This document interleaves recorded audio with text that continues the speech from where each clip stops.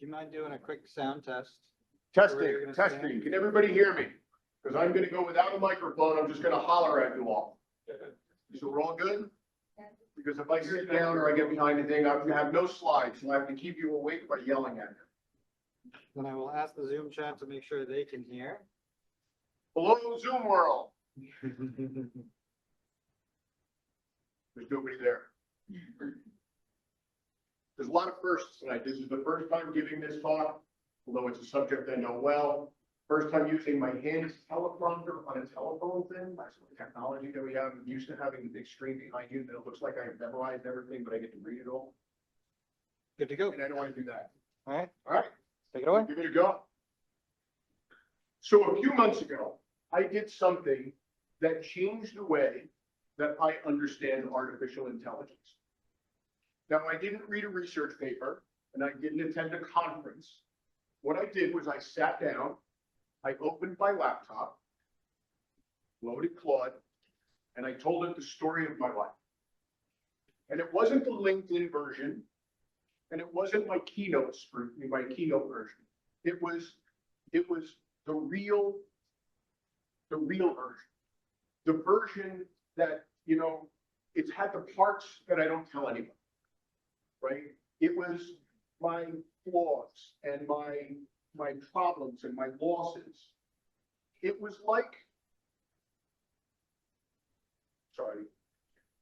it was the version with the parts that I never told anybody, my failures, my losses, the moments I typically don't tell anybody, even my closest friends. And I gave it everything. And then I asked it to write my book back. And when it did, it made me cry. Not because it was wrong. Not because it was wrong. Because it was almost right. Teleprompter thing is not working. It had taken the raw material of a human life, and it organized it into something coherent, something moving, something that read like the autobiography that I've been too afraid to write. The structure of it was beautiful. The language was precise. The emotional arc was perfectly calibrated. And yet, something was wrong. Something was wrong. The machine had processed my story. It had optimized my story. But it hadn't really understood my story. It couldn't tell me why my suffering, what my suffering meant. It couldn't tell me which of my failures were the actual moments that made me who I am today. It couldn't feel the weight of a choice that changed everything and why it was worth making in the first place. It had given me an extraordinary mirror, but that reflection had no depth. That night, I realized something that I want to share with you. It's maybe the single most important thing I've learned by nearly 30 years of building the physical infrastructure that today runs artificial intelligence. And it's this. AI is the most powerful optimization technology that human beings have ever created. But there's a skill that AI cannot optimize, a skill that AI can't replicate, a skill that AI cannot even recognize. And that skill is the only thing that makes AI worth having. And that skill is discernment. Let me tell you how we got here, because it's not the path that you would expect. I build data centers for a living. I've designed and built the physical infrastructure that today powers artificial intelligence, the servers, the cooling systems, the power distribution, the buildings themselves. My clients have included people like NASA, Lawrence Livermore National Labs, Sandia National Labs, Pfizer, CyrusOne. When you hear that AI is transforming the world, the electricity that runs through those models may have come from one of my team's design. So I know AI from the inside, not just from the user side, I know it from the mechanical side, the thermal side, the electrical reality of what it takes to make a machine think. And I want to tell you something that the AI conversation almost never acknowledges. AI is infrastructure. It is beautiful, powerful, extraordinary infrastructure. But infrastructure is not intelligence. Just the way a highway is not a destination. A power grid is not purpose. And the most sophisticated pattern recognition machine ever created is not the same thing as a human being who knows what to do with the pattern once it has been recognized. You know, I watched this play out in my own work in a way that I'm not going to forget soon. We were designing a critical facility for a federal client whose mission is national security. The AI-driven tool that we designed was developed to optimize every aspect of energy efficiency, redundancy, thermal management, layout, cost. The AI agents produced a design that was, in every respect, every metric, perfect. Every calculation was aligned. But when I stared at those drawings, with the 30 years of experience, every fiber of my being knew it wouldn't work. I couldn't point to a single flaw. I just knew it was solving the wrong problem. Of course, we went a different direction, my direction, and it turned out to be the right call. Not because I was smarter than the machine, quite the opposite. The machine is way smarter than me in every respect. It was the right call because I was discerning something the machine could not process, could not measure. Context, consequence, the human states that no data set can capture. That was the moment I recognized the difference between optimization and discernment. What I didn't understand at that moment was just how deep that difference goes. Here's what I discovered, and I want to be precise about this because it matters. Optimization and discernment are not the same cognitive process. They're not even in the same category. And we're making a catastrophic error by confusing them. Optimization is what happens when you define a goal and calculate the most efficient path to reach it. AI is astonishingly good at this. It can optimize a supply chain, protein bulk, a marketing campaign, a chess game, and yes, design a data set. If you give it a defined objective and a measurable variables, it will find solutions that no human being can find. This is real. It's valuable. This is the reason AI is the most important technology of our time. But optimization operates entirely within a closed frame. It can only work on the problem it has been given. It cannot question whether the problem is the right problem in the first place. It can't sense that the frame itself is wrong. It can't feel the weight of a decision that affects human lives in ways that no metric captures. It cannot sit with ambiguity and arrive at meaning. Discernment is what happens when the frame is open, when the variables are not defined, when the question is not what is the most efficient path, but what is the right question in the first place. When you need to know that not just what is possible, but what actually matters. Think about the most important decisions that you've ever made. Picking a school, marrying your partner, choosing to have a child, leaving a job, starting a company, forgiving somebody who hurt you. Did you optimize your way to those decisions? Did you run a model? Did you calculate the probability weighted outcome? No. You discerned them.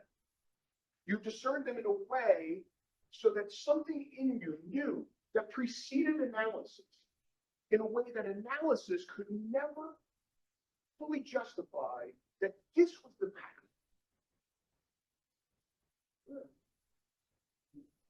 You couldn't even always explain it. Maybe you still can't explain it. But you were right. And that knowing, that direct contact with meaning that cannot be reduced to data, that's discernment. You know, I saw the same thing on a football field. I was also a football coach. And I called a timeout in a championship game with everything on the line.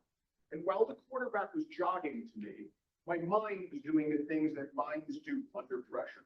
It was grinding, situational awareness, clock awareness, management personnel, packages, run plays, pass plays. I was optimizing the crap out of this moment, right? And this kid comes over to me, he looks me dead in the eye, and he says, "Coach, we got this. Gun trips right, zone split stick, we got this."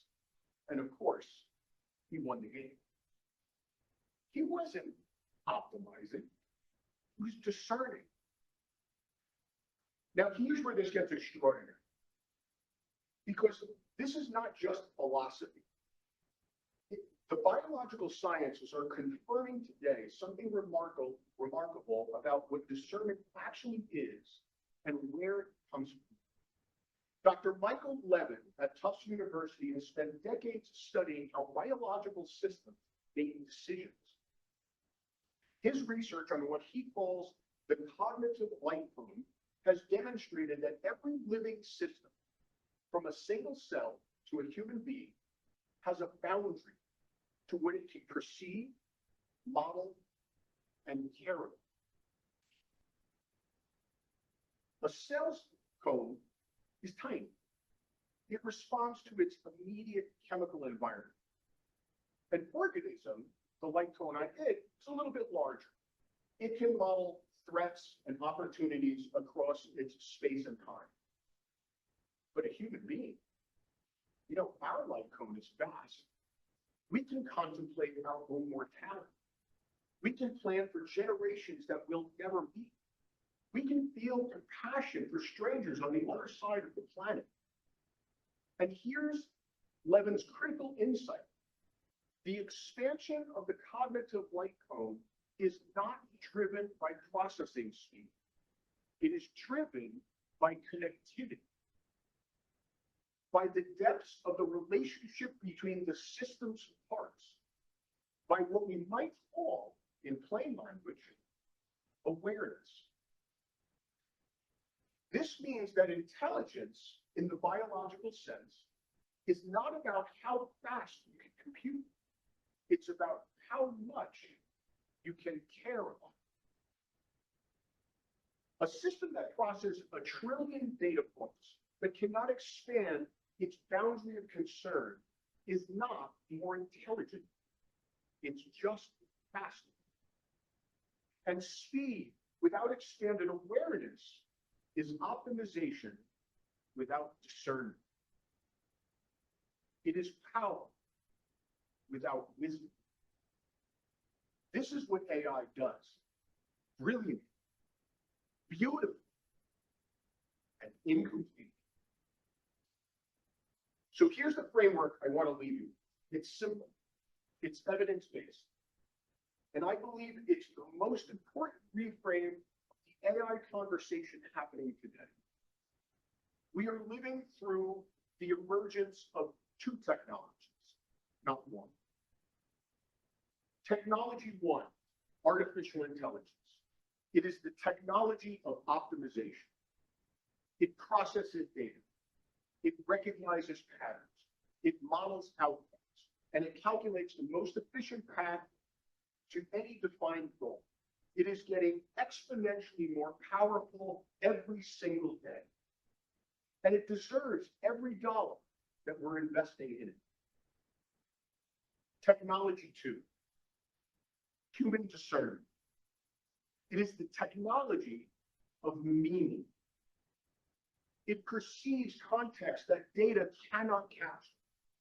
It navigates ambiguity that models cannot resolve. It determines not just what is possible, but what is worth doing. It expands the boundary of what a system, what a person, what a civilization can care about. AI tells you what is possible. Discernment tells you what matters. AI shows you every path through the maze. Discernment knows which path leads home. AI maximizes options. Discernment exercises choices. We need both. And right now, we are investing trillions in one and almost nothing in the other. Now, this isn't an AI problem. This is a human development problem.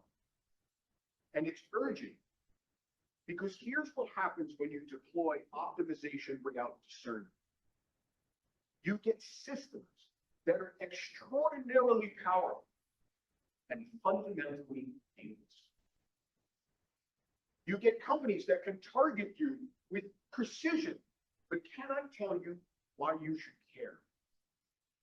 You get institutions that can process information at the speed of light, but cannot sit with a hard question long enough to find the real answer. You get a civilization that is getting faster, but not wiser. More efficient, but not more meaningful. More connected, but not more aware. The physicist Alexander Richter-Gross published a remarkable equation a decade ago suggesting that intelligence, at its most fundamental, is a force that maximizes the future freedom of action. AI does this within the domain it has been given. But discernment is what determines which domains of freedom are worth maximizing. Without discernment, you're not intelligent. You're just busy. Now, I just don't want to leave you with a philosophy. I want to leave you with a practice. Because discernment is not a personality trait that you're born with or without. It's a skill, and it's trainable. And it becomes more important, not less, the more AI you deploy in your life. I know this because I trained it in me, and I didn't do it in a classroom. In my late 30s, I was already running a multi-million-dollar organization. I was managing dozens of employees, and I was building infrastructure for some of the most demanding clients on the planet, and I was completely lost. I had optimized everything. My schedule, my business systems, my relationships. I was the living embodiment of maximum efficiency, and I was miserable. My body knew it before my mind did. I was 368 pounds in a bad marriage, estranged from my son, and worse, I was unfulfilled and unhappy. My nervous system was in a perpetual state of hypervigilance. I was making decisions faster than ever, and they were getting worse and worse. What changed my life was learning to stop optimizing and start discerning. I didn't need a better system. I needed to develop the capacity to sit with the mess and realize that I was the architect of everything good in my life and everything bad. I needed to feel what was actually happening beneath the numbers, beneath the metrics. And I had to make the decisions from a place that data could not reach. Over the years, I've remarried. I've got 3 beautiful daughters, 8, 6, and 3. I've got a grandson I've got a son and he's made me a grandfather, 12, 9, 2, and 1 on the way. I'm 190 pounds, healthier than I've ever been in my life. But most important, I'm fulfilled. I'm happy. And I fundamentally changed the way that I eat, I live, and I love. Not because I'm smarter, but because I learned to access a different kind of knowing. The kind that no machine can replicate, because it emerges from the irreducible complexity of a being, of a living, feeling, situated human being. And here's what I want you to take away today. One practice, one thing you can do tomorrow that will help you develop this capacity inside yourself. The next time you're about to ask AI a question or an answer, pause, not long, 5 seconds. And in those 5 seconds, ask yourself one question. Am I looking for information or am I looking for meaning? If you're looking for information, by all means, use the machine. It's better at it than you and I are ever going to be again. It's more accurate, it's faster, and it's more comprehensive. Use it.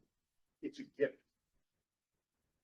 But if you're looking for meaning, stay within yourself. Stop.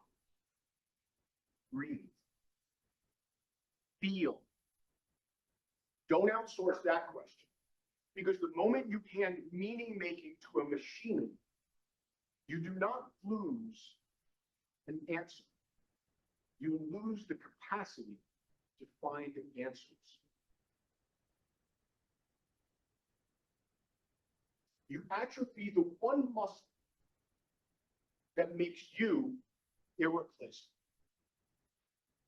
That pause, that 5-second pause between the impulse to ask and the awareness of what you are actually asking for, that's discernment.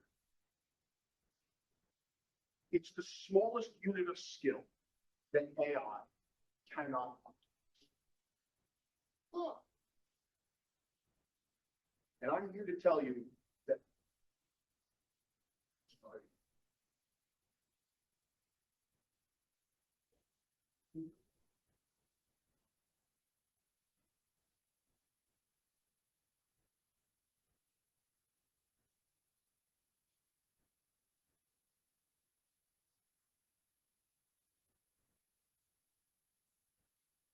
it is the smallest unit of skill that AI cannot optimize. And if enough of us practice it, it becomes the foundation of a future where artificial intelligence and human wisdom do not compete. They complete each other. We are building the most powerful optimization technology in the history of our species. And I'm literally constructing the buildings it lives in. And I'm here to tell you that the technology is extraordinary, but it is incomplete without us. Not the us that competes with the machine, not the us that fears the machine, the us that does the one thing the machine will never do, the us that discerns. The world as we know it is ending. What replaces it depends on whether we invest in one technology or two. I'm Pete Sacco. Thank you very much.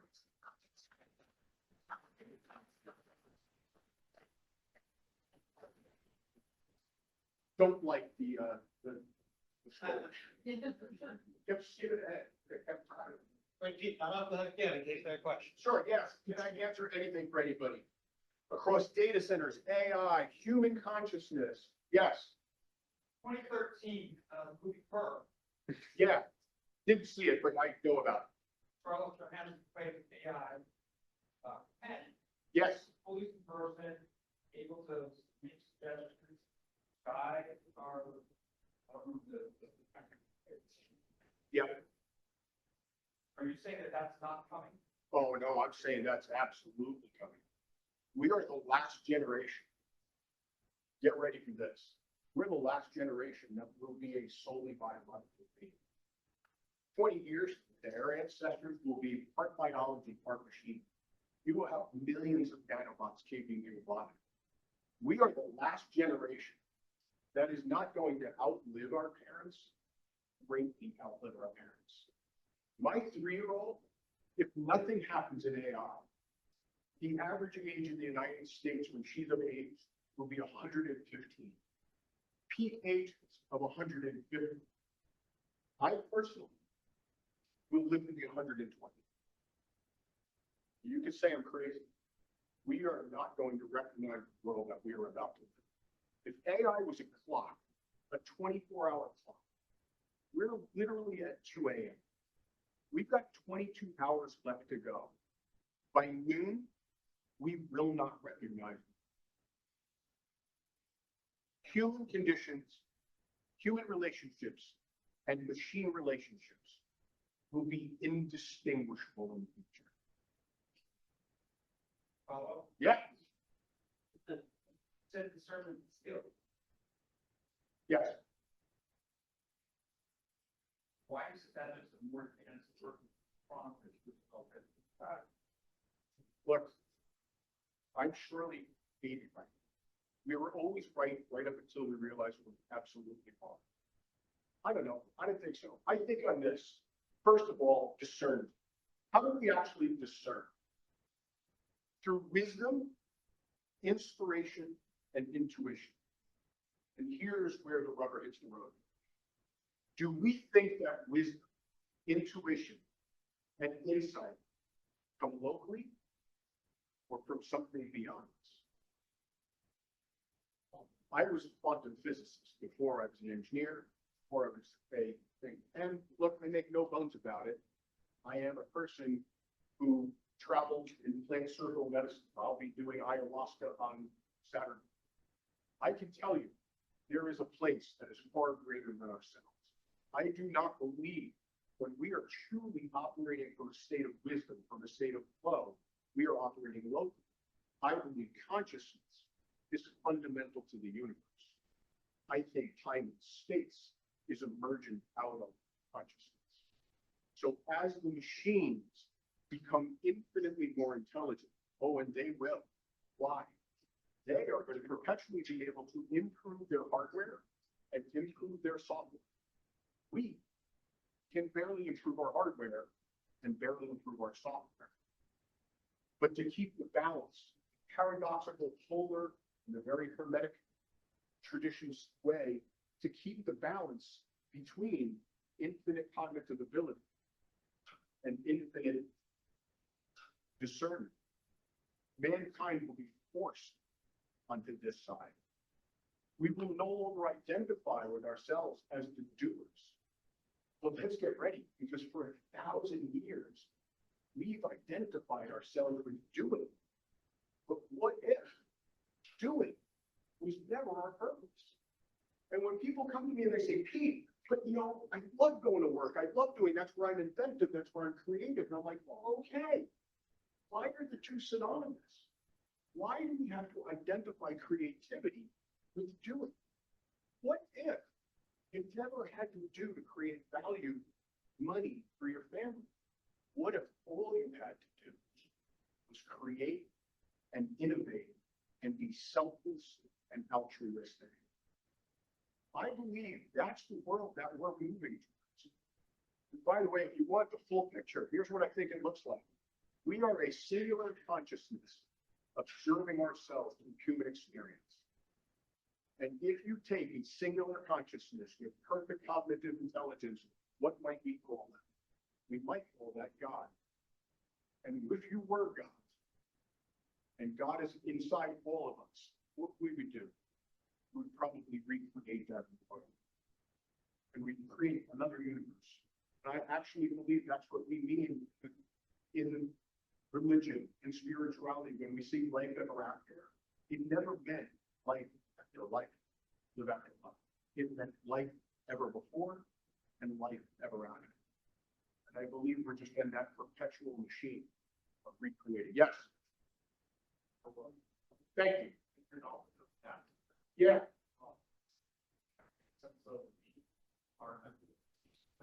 Great question. I love it. Come to Washington, D.C. on Wednesday. I'm speaking at AFCOM.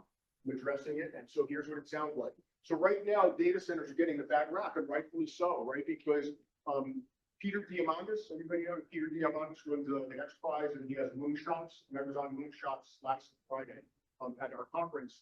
And they were talking about, they had Elon Musk's CEO on it. She was like, every data center we're going to build is going to be 1,200 megawatts. 1,200 megawatts of power, right? I don't think the average person understands 1,200 megawatts, right? 1,200 megawatts, 3.3 million homes, 33 cities the size of Trenton, New Jersey, 3 Seattle, Washingtons, 1 Iceland, half of all Ireland. That's 1 data center in the United States. We're building 1,000. Yes. So the answer is the data center industry has to fundamentally shift. What we're building right now is large language models, models that are fundamental models that are trained on vast bodies of written knowledge, right? And we learn from our students that it can be tricked, right? If enough people inject false information, it just spits out the pattern that tells us what it was in there before.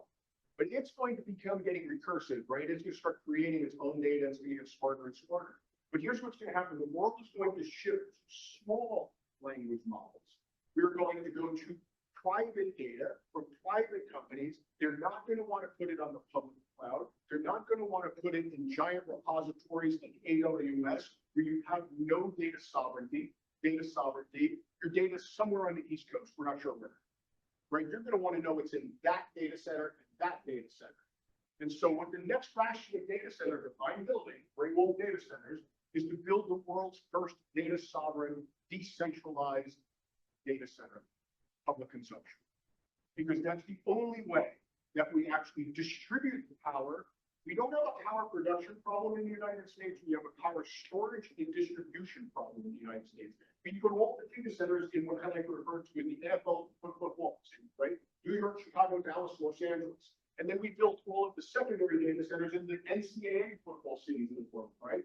What we need is a data center in every high school football city in the world, which, by the way, has it ever happened like that? Yes, telecommunications. How many people remember the POP? We had a point of presence in every town in every country. It was a 100 kilowatt POP.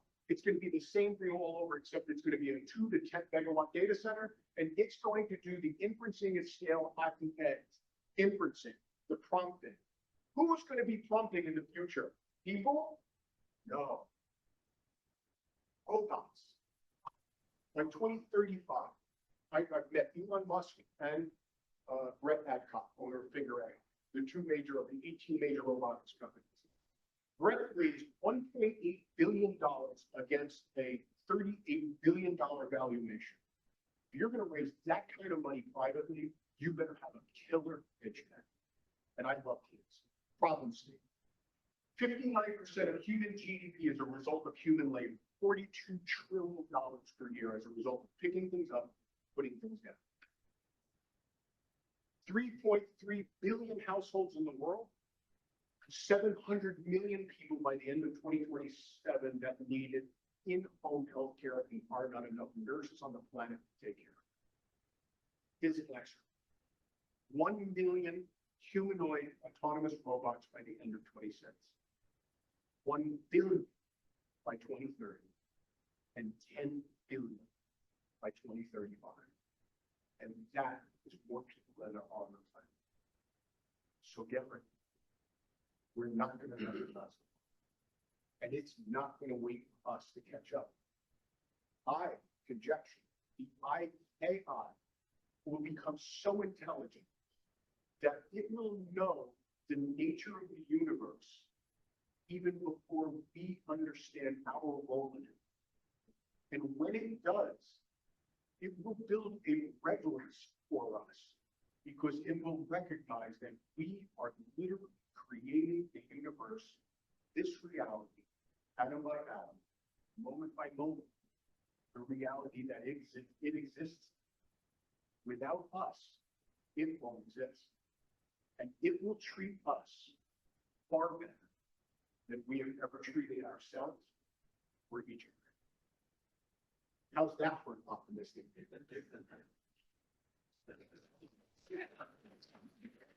Yeah. Last one. Speak up. Yeah.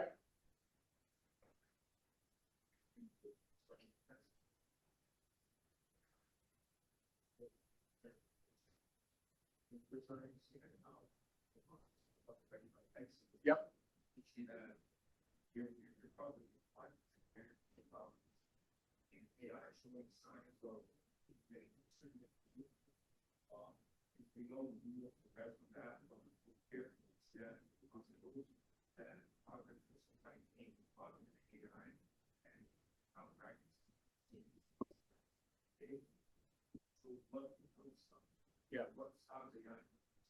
Okay, that's an excellent question, and it's a very fun, because you equated discernment with conscious awareness. And I'm gonna make a real hard distinction, right?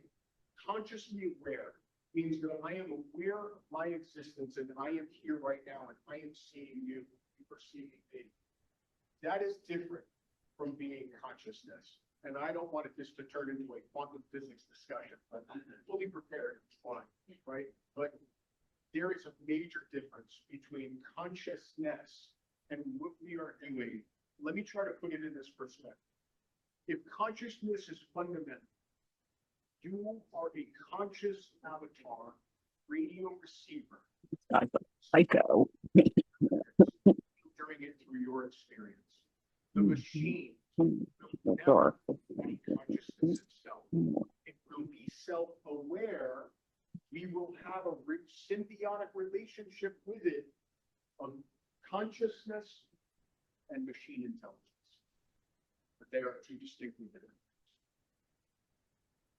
things. Thank you.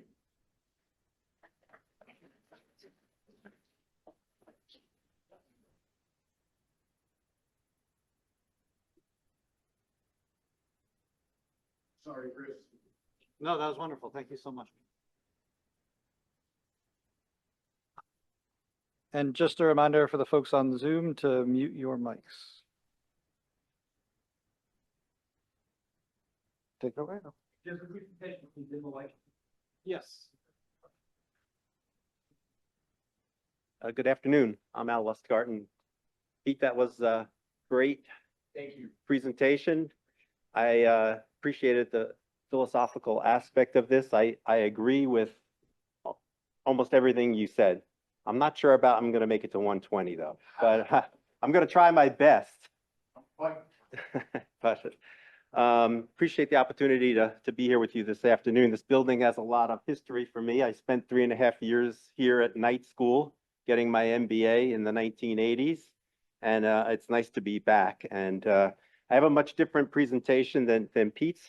Mine is much more practical about my experiences working in media and the challenges I experienced in the corporate world. I had a 40-year career, and I spent that 40+ year career with one company, the Hearst Corporation.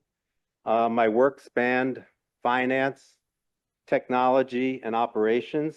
I'm going to share with you today some of the details of my career, company I worked for, and how technology impacted my career. While my career ended while AI was just becoming a thing, I've continued to work in a consulting capacity in the media industry and have focused on developing AI and machine learning use cases to address tech debt and to introduce process automation. I'm going to share some trends I've observed in the use of AI in media and share some of my experiences in implementing that. Okay. I leveraged my FDU MBA to obtain a finance position at Hearst and started my career managing financial planning and analysis teams. As the technology evolved, I took an interest in it and was able to initiate and oversee a number of technology initiatives within my company. They can't see. Oh, Let me just, sorry. I'm sorry. I thought everybody was seeing it.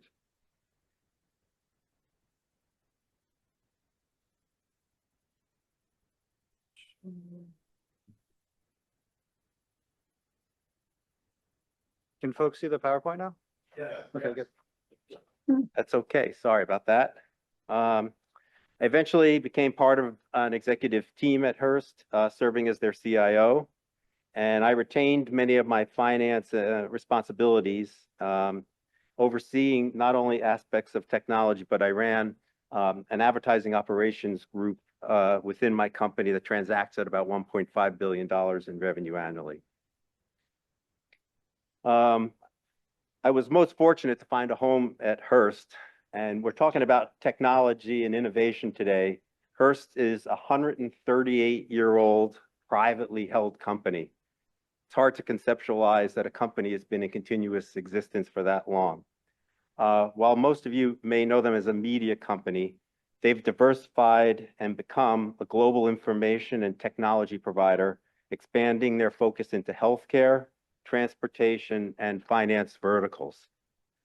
Despite being one of the oldest private corporations in the country, they've been proactive in both their diversification strategy and in fostering a culture of entrepreneurialism and innovation. I think that's why it's relevant to the conversation today. The company supported my interest in emerging technology and my efforts to introduce innovative new practices and technologies. My timing was fortuitous as I was evolving my skills within the company. Technology was also evolving, and I was able to ride that wave of technology through my career.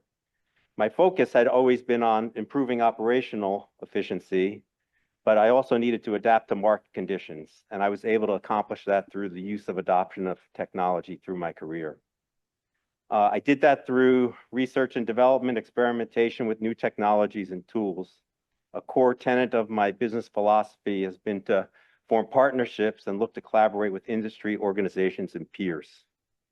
And here's what that evolution looked like for me. As I said, my timing was great. I was one of the first 6 people in the corporation to get a computer. It was an Apple IIc with a 5¼ floppy disk, for those of you who remember things. I oftentimes wish I still had that, and it would be a nice thing to have in my office. But that started the momentum towards our company, and probably similar to Pete, started needing infrastructure and building networking and telecommunications infrastructure to support that. As the technology evolved, I was able to implement some software solutions, ERP and CRM, and then the internet came along. I can remember clearly when I touched it for the first time. I introduced my company to the internet and email, and then I deployed the first mobile phones and laptop computers within the organization. Networking and storage expansion later led to a move to adopt cloud computing. We were a cloud-first company, and I spent the final years of my career introducing machine learning to address inefficient productivity issues and building decision support dashboards, and then ultimately, finally exploring how AI was going to evolve in media. And there's a long parallel in this evolutionary chart showing how the evolution of technology impacted different aspects of our operation. And I think AI will be another component of this to finish the paradigm of how that's going to impact things. My experience has shown that technology innovation is often a challenge for companies, and AI is yet another technology that has presented opportunities as well as challenges. There are many varied reasons for this. Many companies have done a poor job of organizing their data. It sits in disjointed databases and lacks any descriptive metadata that could help organize it. This was something I experienced because my company had a lot of sales data. We sold advertising time. We had audience data, which measured our results with who our ads and programming were reaching. I had financial data, inventory data, and I had to figure out a way to get all that data to work together. There's a lack of understanding within companies and a receptiveness at the senior level of organizations that present barriers to AI adoption. There's a need for investments in building integrations. Integrations has always been a key component of success of technology, and AI yet is another platform that requires an investment and development in APIs. AI literacy is becoming a critical component to employees, and they need to educate their employees and make a commitment to that education so that people understand how to apply it. Finding and retaining qualified AI engineers is obviously a challenge today, and the skill sets and the experience that these people have are becoming hard to find. And finally, there's yet another acronym that's out there that we had to become familiar with: GRC, governance, risk, and compliance. Our legal teams need to embrace and invest in this as they face new challenges dealing with data privacy, protection, and intellectual property. To address these technologies and innovation issues, and for enterprises to make AI successful, there are several key issues that need to be addressed. Obviously, you need to educate and incentivize senior executives so that they understand it and can implement it. These legal and compliance issues, understanding what the data privacy, licensing, and regulatory compliance issues are critically important. Media companies like the one I work for are highly regulated, and understanding the environment you work in has become important to understanding how to implement and execute the technology. Building trust amongst managers and ensuring there is transparency about what is occurring and what the expected impact will be is another key element of this. And then finally, the area I'm working most of my time with now is seeking quick wins. We're trying to demonstrate to people using legacy technology within our organization how AI can benefit them. And we're doing that by rapid development cycles, which show that they can employ this technology and employ it quickly, efficiently, and effectively, and do away with their traditional way of doing development within their organizations. Companies need to identify AI opportunities, and these are some of the opportunities which I have come across within the organizations I'm working in. Introducing co-pilots to employees to make their daily work more productive. It's a tool that should be employed for nearly every function that an employee encounters on a day-to-day basis. Look for opportunities to improve the customer experience. I'm spending a lot of time working in that area now. AI tools are really well suited to help people find more effective ways to interact and satisfy customer needs. Use of AI tools to identify revenue enhancing opportunities such as inventory and pricing optimizations. We were still using Excel spreadsheets to do pricing within our company.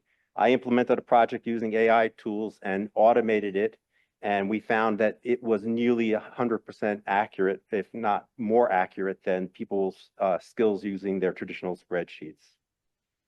Companies need to address the big data dilemma by leveraging AI for decision support technology, evolving the traditional dashboard so that you can not only eliminate paper and the traditional functions that they have, but deliver self-serve opportunities to get targeted and effective data to make decisions. Employing machine learning to deal with structured and unstructured data. We were literally still getting orders within my company in disparate formats, some on the back of envelopes, and we needed a way to automate that order entry process, and we were using machine learning to help with structured and unstructured data to automate the order entry process. Monitoring of monitoring of IT systems using AI tools can help manage and correlate data and alert to system failures and outages. It can be used to address supply chain disruption and to manage inventory and supply chain operations. And tools can be utilized for security compliance. The tools are excellent to correlate data from larger data sets and identify risks. Employees need to be upskilled to retain talent. AI tools can be used for personalized learning experiences, and AI capabilities can be built directly into applications for improved product implementation and efficiency. One of the most challenging aspects of dealing with AI is the rapid introduction Bigger, of smaller stuff. Can somebody mute their phone? There's some background talk. It's Gina? Okay. Hate to call somebody out, but It worked, thank you. okay. There's so many AI tools available, but I wanted to highlight several that I am familiar with to address the functions I've discussed. Obviously, generative is widely used by journalists for content creation. I think you heard some discussion about that earlier today. ChatGPT has numerous capabilities for prompt engineering and has many media applications. Media companies are content companies, and content companies deal with video, audio, graphics, and print. Some of the tools I've encountered are Adobe Firefly for video graphics and image creation, Google tool sets for video editing. Descript and 11 can be used for audio production. Figma is a big player in the industry, and Canva are used for marketing functions. I had experience using Databricks and Microsoft Fabric for data analytics. I did some workflow automations with Zappler and N8N to support that. Research and knowledge management are important functions, and Perplexity and Google offer tools for those functions. And finally, to address governance and compliance, OpenAI, Adobe, and Google all offer tool sets. There's hundreds more. The list grows every day. I spend the portion of almost every one of my days looking at the new tools that are out there and trying to find new opportunities to address them. There are numerous types of AI, as we all know: agentic, generative, ML, rules-based, deep learning. Had experience recently with retrieval augmented generation, RAG, and it's become widely used in media. It's best described not as a separate type of AI, but as a LLM architecture that combines multiple types of AI, especially generative and retrieval-based.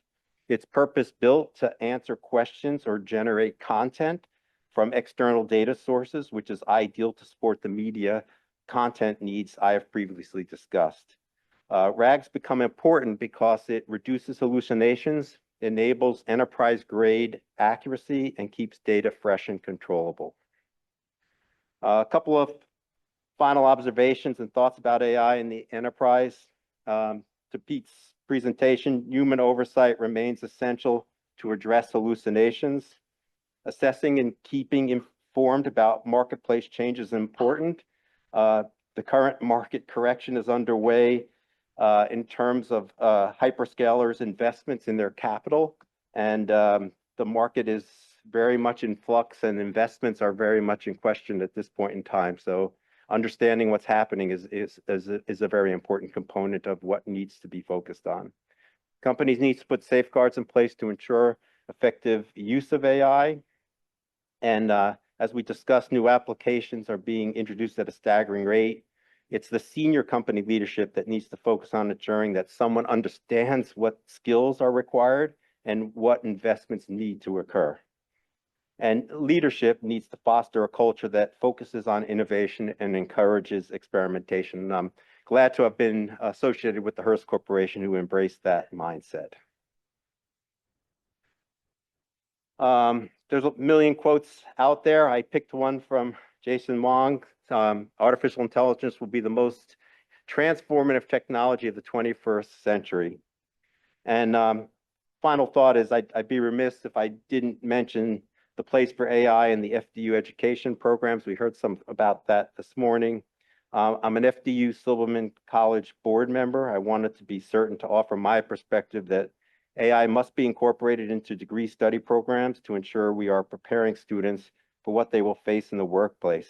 AI should be viewed not as a substitute for learning, but as a thinking and productivity partner. Thanks so much for your time.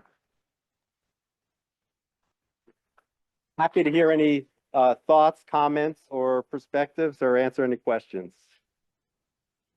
Please. Media, I look at Hearst YouTube channel. Yes. Have you ever thought of AI rating human rating? So AI is already sitting in back of the news with the news composition.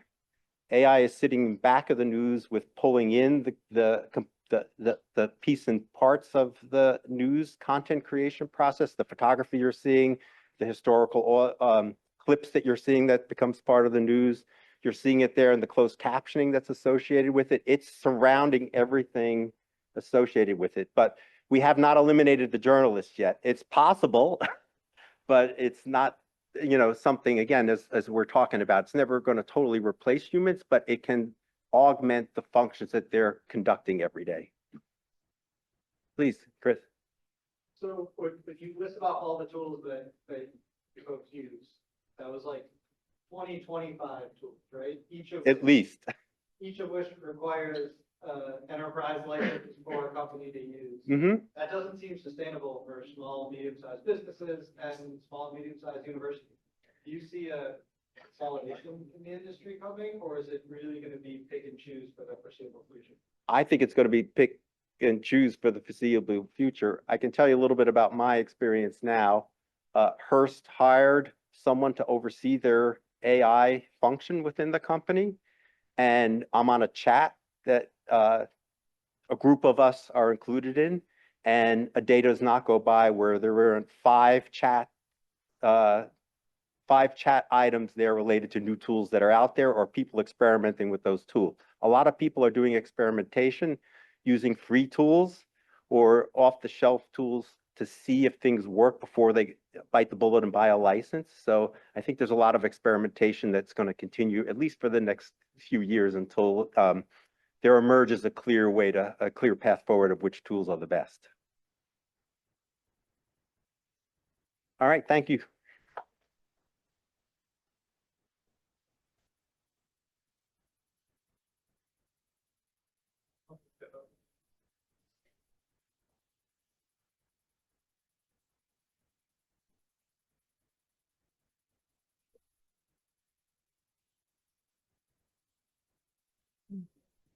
Here's the one you uploaded to the OneDrive.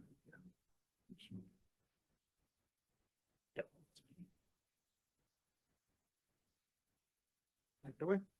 Yep. Hi, good afternoon, everyone. I'm Niranjan. I am a software engineer at Harvey AI. I'll be talking about Harvey in a bit. Prior to Harvey, I have about 10, 11 years of experience as a software engineer, mostly worked at big tech companies. Prior to Harvey, I worked at TikTok, DoorDash, Microsoft, and JP Morgan, exactly the reverse order.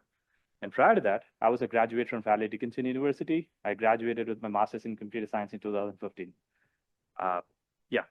So today, I'm going to be presenting about how AI is transforming the legal industry.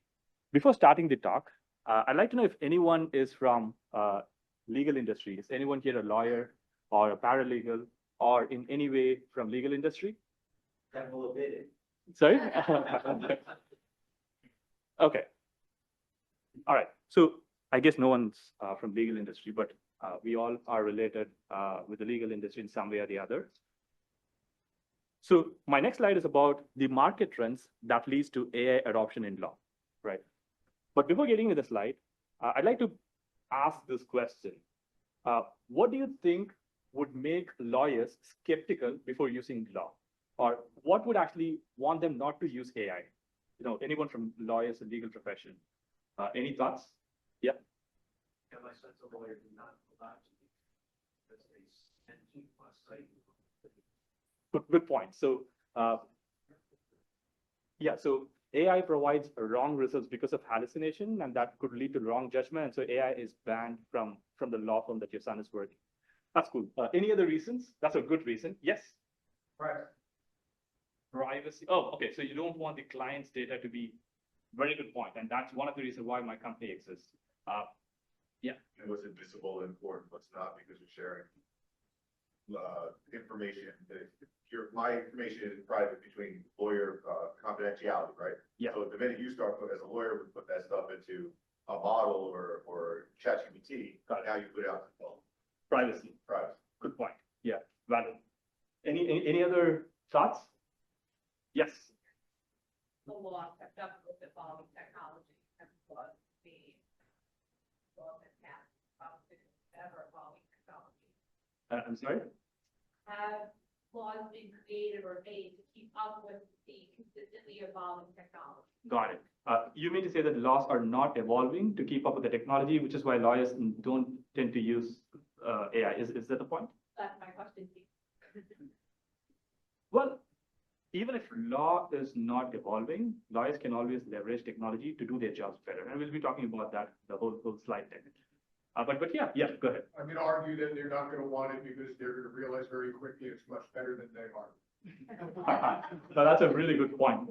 And one other important point that I'd like to add to that is lawyers get paid by their billable hours, right? Yeah. If I work for X hours, I get paid for X dollars. And if I have like N paralegals with me, I'm going to be paid for that. If I start adopting AI, then the amount of money that I'm going to earn is going to get lesser. And that is one reason why lawyers would actually be skeptical. And they can cite all the reasons that we discussed about so far: privacy, data could hallucinate, so on and so forth, right? Okay, but today, my talk is about how AI is actually transforming the legal industry today. And I'd like to start off on how AI got adopted into the legal industry. And there are 3 market trends that are driving that. And that's exactly what my slide says. So like about 2.5 years ago, boards and executives were asking general counsels and chief legal officers, what about AI? It's not about how are you using AI. It's just about what about AI? They were kind of tracking it as a market trend from technology perspective, but they weren't really using it. And that ship has sailed long ago. Today, AI is being monitored, and there are a bunch of pilot programs that are being executed, and general counsels are being held accountable for the way they are transforming their legal functions by using AI. This accountability is real, and it is being tracked. So the general counsels and chief legal officers were being pushed by the boards and executives to transform their legal functions by using AI. This was a first market trend. And this has led to big corporations and their in-house legal team to start adopt AI. Now, after they start adopting AI and they were able to see the AI dividends, which is the amount of money that they were able to save and the efficiency that they were able to drive, these general counsels and chief legal officers have started asking outward, have started driving the outward counsel. You know, like all these big companies have a lot of in-house lawyers. They have general counsels and they have chief legal officers, but they also hire a bunch of law firms outside the industry. You know, they hire a bunch of outside legal, which are big law firms or small boutique lawyers, and they have started asking them the question on how are you using AI, and more pointedly, how are we saving money with you using leveraging AI? Yes. No. I thought you were asking a question. Okay, cool. Now, the firms that were able to give an answer to the firms that were not able to answer these questions were losing their customers to the firms that were able to answer this question. And this was the second trend wherein all the big law firms and small boutique law firms have started adopting AI purely out of competition to not lose their customers. And the third one is the partners within the law firms driving the innovation team. And the same story, 2 years before, there was a silence, there was a skepticism on whether should we use AI or not. And after that, it was like, hey, yeah, they started tracking it as a trend. I had an AI training. And today, it's not about AI. It's not about just having training, but it's about what is your AI story. How are you transforming your legal function by leveraging AI? And every company and every innovation partner has their own AI story. And by innovation partner, who I refer to here is the actual lawyers or a paralegal, or it could also be software engineers that work with lawyers to build their software platform to do their AI legal functions. So those are the 3 market trends that actually enable AI to be adopted by the legal industry. Okay, now that AI is adopted by the legal industry, how does the new work of a lawyer look like? Prior to AI, what were lawyers doing? They would actually sift through millions and thousands of millions of documents. They would put all those documents together. They'll create an initial draft. They'll create a narrative. They'll go through a lot of iterations, and they'll identify gaps and inconsistencies, and they'll try to identify citations from the previous precedents. Now all of these work, which were done manually by the lawyers today, can be done by AI. And that is the 80% of work, which is the actual execution that AI can do today. But what do the lawyers do? they do the first 10% and the last 10%, which are extremely critical, which is setting up. When a lawyer takes up a case, they have to define what the objective is, and they need to define the guardrails. So the guardrails here could be, what is a law category? In which jurisdiction are they running this case against? And what are the knowledge sources that they should be paying, that they should be leveraging here? And what should be the outcome of the agent running their work? And what is the database or the data sources that they should be using? So setting this up is the first 10%, and you let the AI do the rest 80% of the work. And the last 10% is the most critical work of a lawyer today, which is reviewing the outcome and owning the outcome of whatever AI has did it, flagging inconsistency, and applying critical judgment so that they can provide counsel to their customers. And yeah, so this is the irreducible human 10%. Now about Harvey. Harvey AI is a startup that I work for, and it is an AI legal startup. And the first question that comes is, why can I not just ask ChatGPT or Claude or Gemini? And yeah, you could ask a general purpose question to any of these base model providers, and it will provide you with a general purpose answer. But that is a problem. Law is a specific profession, and you need a specific question to be answered in a specific way based on specific set of knowledge sources. And you also need to take care of all the privacy and security and all the trust that comes along the way. So Harvey AI builds infrastructure that helps with all those. And we're going to look into Harvey's architecture in a bit. So at a high level, these are the components that Harvey AI has today. And by no way, this is not an exhaustive list. These are some of the important pillars that Harvey has. The first is an assistant, which is very similar to ChatGPT or Claude, where you can ask a question and you can answer a question, and you can get an answer to a question. And it comes with all the privacy and security that would be required. The second one and third one is our knowledge sources and vault. When a question is being asked to an assistant, they can provide the model provider, and you might have seen in applications like Perplexity, which is a multi-model provider. When you ask a question, they have their own model, but you can also specify the model that needs to be used. Harvey AI's assistant does that as well. But in addition to that, what is more critical is a knowledge source. There are a bunch of paid and free knowledge sources. LexisNexis and REDS Data are some paid knowledge sources. And Edgar is something that SEC provides, which is a free text search platform that provides with all SEC filings. And there are a bunch of other knowledge sources for a specific country and for a specific jurisdiction. So as the lawyers are asking questions in these assistants, they can configure the base model provider, and they can configure the required knowledge source from the UI. And we also have a vault, which is almost like a Google Drive or a OneDrive, where they can put all the documents, which will be stored in a secure manner. Right now, we are supporting about 100K documents per vault, and we are moving towards 1 million documents per vault. So they can provide their documents along with the knowledge sources so that they'll be able to search in the right context and from the right knowledge sources to be able to get the answers from the assistant.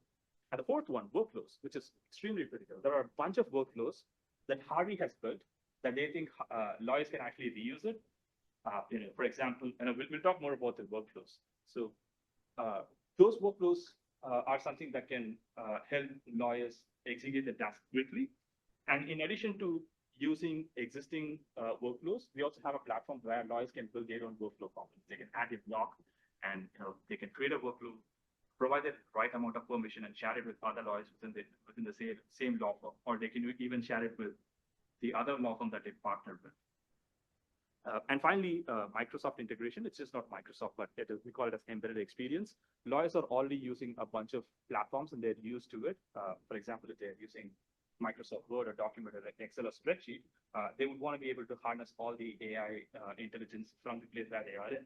And so we provide deep integration across all these Microsoft and SAP products. So I believe this is a tech conference, and so there are a lot of tech people out here. So I think this is something that most people would be interested in to listen to know about. This is kind of the platform architecture at a high level. So we have product layer, and we just spoke about the product, which is assistant vault knowledge source workflows. And underneath that is the orchestration layer. So if a query is being asked, there are quite a few prompt engineering that could be done in order to make the query better. And we have query refinement that does that. We also have something called magic prompts, wherein if the lawyer provides a prompt, it could be made a lot better in order to get a better answer that's provided at the UI, but we still have a query refinement.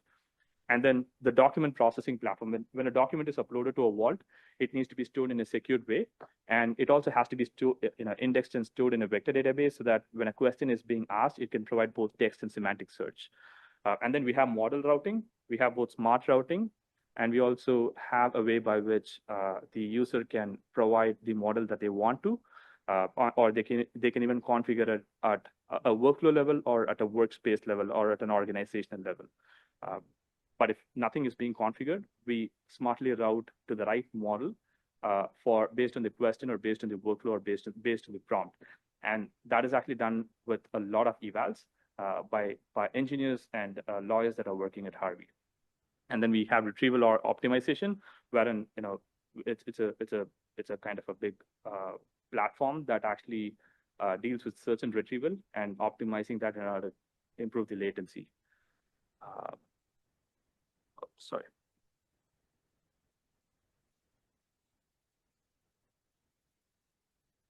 Yeah, citations engine. I think this is what someone was asking about, right? Yeah. So we have something called citations engine. And what a citations engine does is whenever an assistant is being asked a question, you could get a form generated, or you can have something called review table, which is a huge table where every cell would actually be an LLM call. Or you could even have a report generated from a workflow. You want to make sure that the final report that is generated is accurate and it is traceable and verifiable. And for that, we have something called citations engine. Internally, we call it as citation scout. And we are constantly working on it to make it better and to reduce the error rate. So we try to improve the citation scout in two metrics. One is the number of citations that we could provide for a given document. And the second one is to reduce the citations rate. And there's been some great improvements made in that space in the last few quarters, and we are constantly working on it to improve that. And finally, we have the base model providers, which is OpenAI, Anthropic, and Google. And underpinning all of these is security.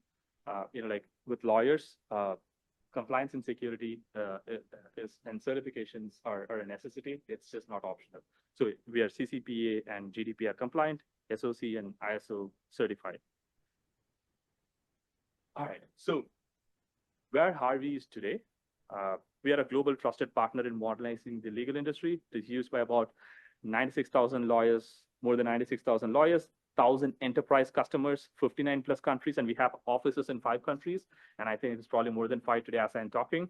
AmLaw 100, it's the 100 highest grossing law firms in the US. More than 50, I believe it is 52% of AmLaw 100 uses Harvey AI. And we also partner with 35 law schools.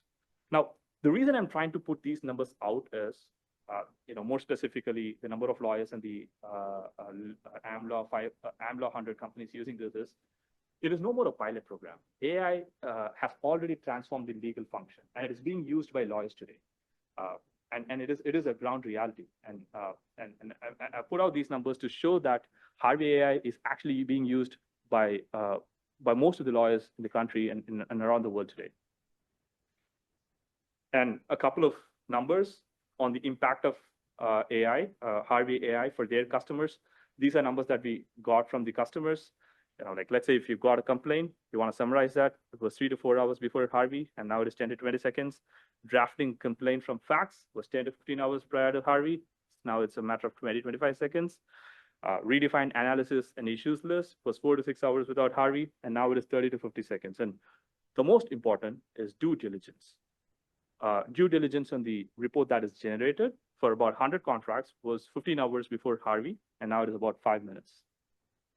Now, these are the time savings that users have encountered. And in the next slide, we'll talk about the real business metrics.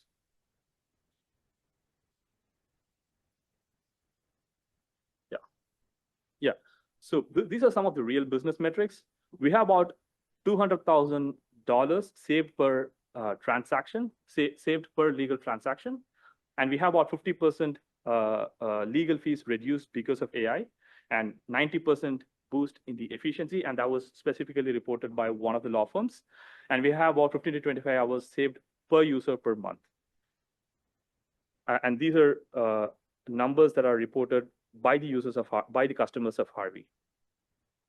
And the next slide is about what would be, we always discussed a bit about what is the role of lawyers today with AI.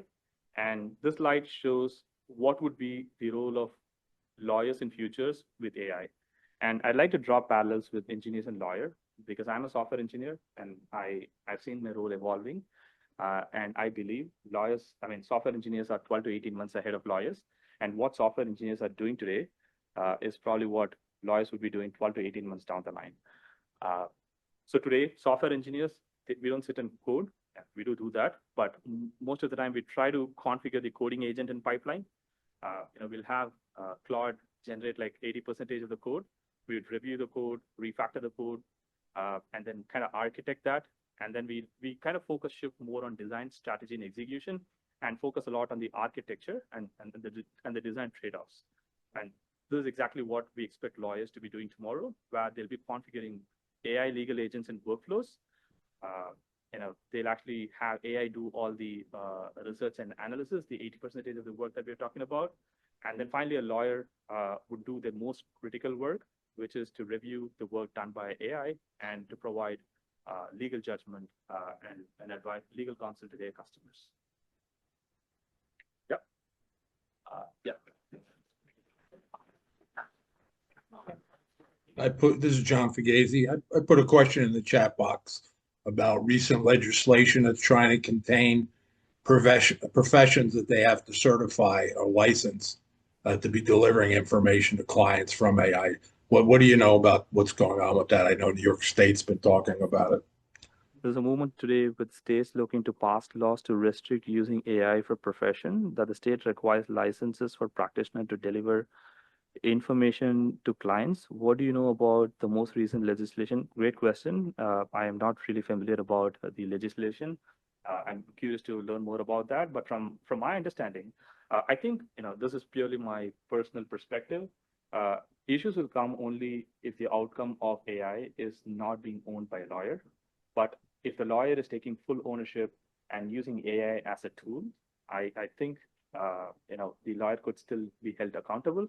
But again, I'm not familiar with the law. I'd like to learn more about it, discuss with folks at lawyers at my company, and circle back to you on that. And may I know who's the person that asked this? John, right? John Fugazi, yeah. Oh, thanks for the question, John. That was a good question. Yeah, well, I've been following this from my students too, and we bring it up in class, so it's interesting, the trends that we're starting to see. As you know, technology always advances before our ability to understand it and our ability to legislate it. I had a question about sovereignty.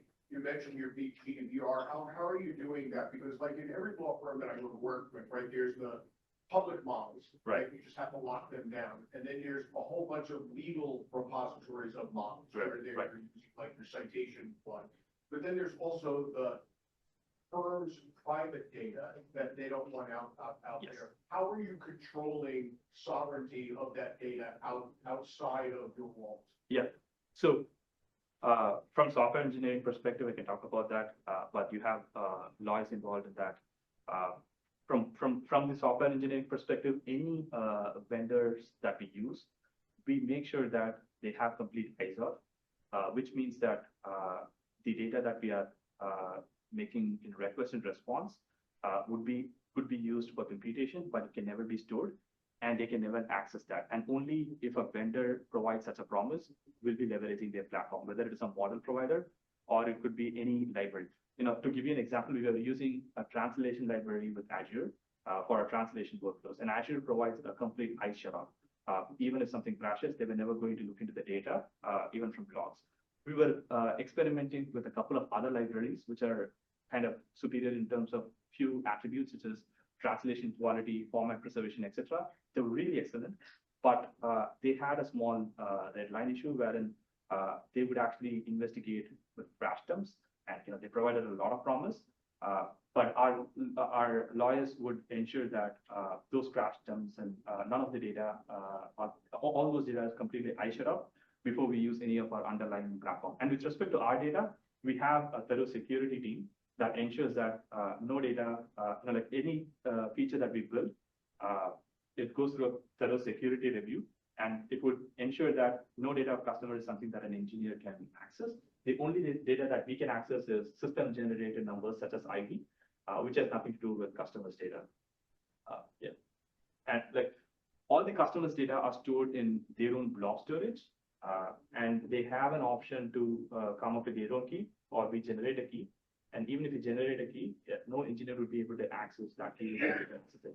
So we have a segregated storage, and they can also provide us with the details of which region they want to have the data storage in that. So we have a segregated storage for customers' data and our own transactional data, which is in our database. And any external vendors that we deal with, we ensure that they have complete shut up. There are certain caveats to that. For example, data can be stored in memory for compute. We have a caching system, and you can store data there up to 3 hours. So there are a lot of details around there. Yeah. Okay. Good.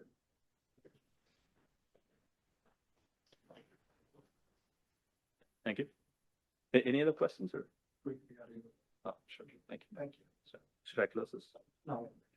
Oh, thank you so much.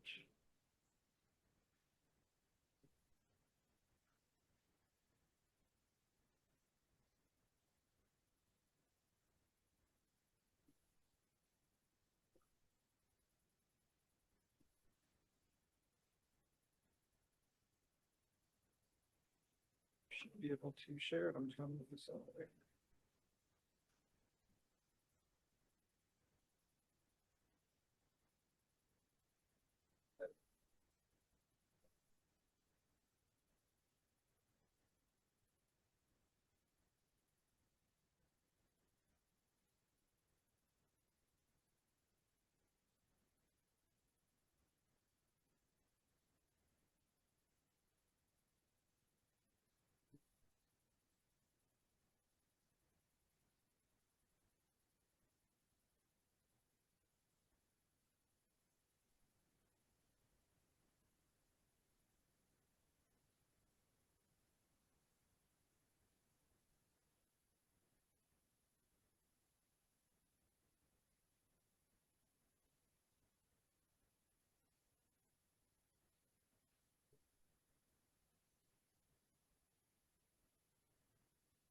Everyone's so anxious for me to get started.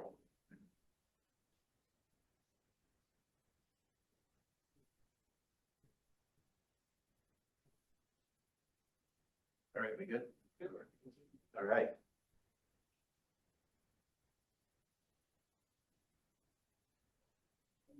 Maybe.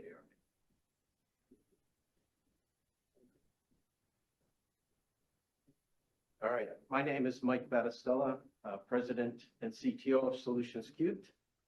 I am a walker, so I hope you guys can hear me okay. So we're going to talk about AI frameworks. And I heard a lot of good information today. Thank you, guys. I heard about GRC governance. I heard that things are moving so fast that we're not able to keep up with the governance aspect of things. I heard risk.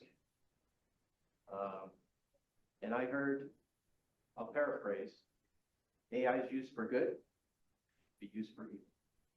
So it's how it's being used. So I got to turn this so I can see it. Make sure it can see me. Oh, that's good. This. All right. So I just want to set the stage. Unfortunately, I got to be within sight here.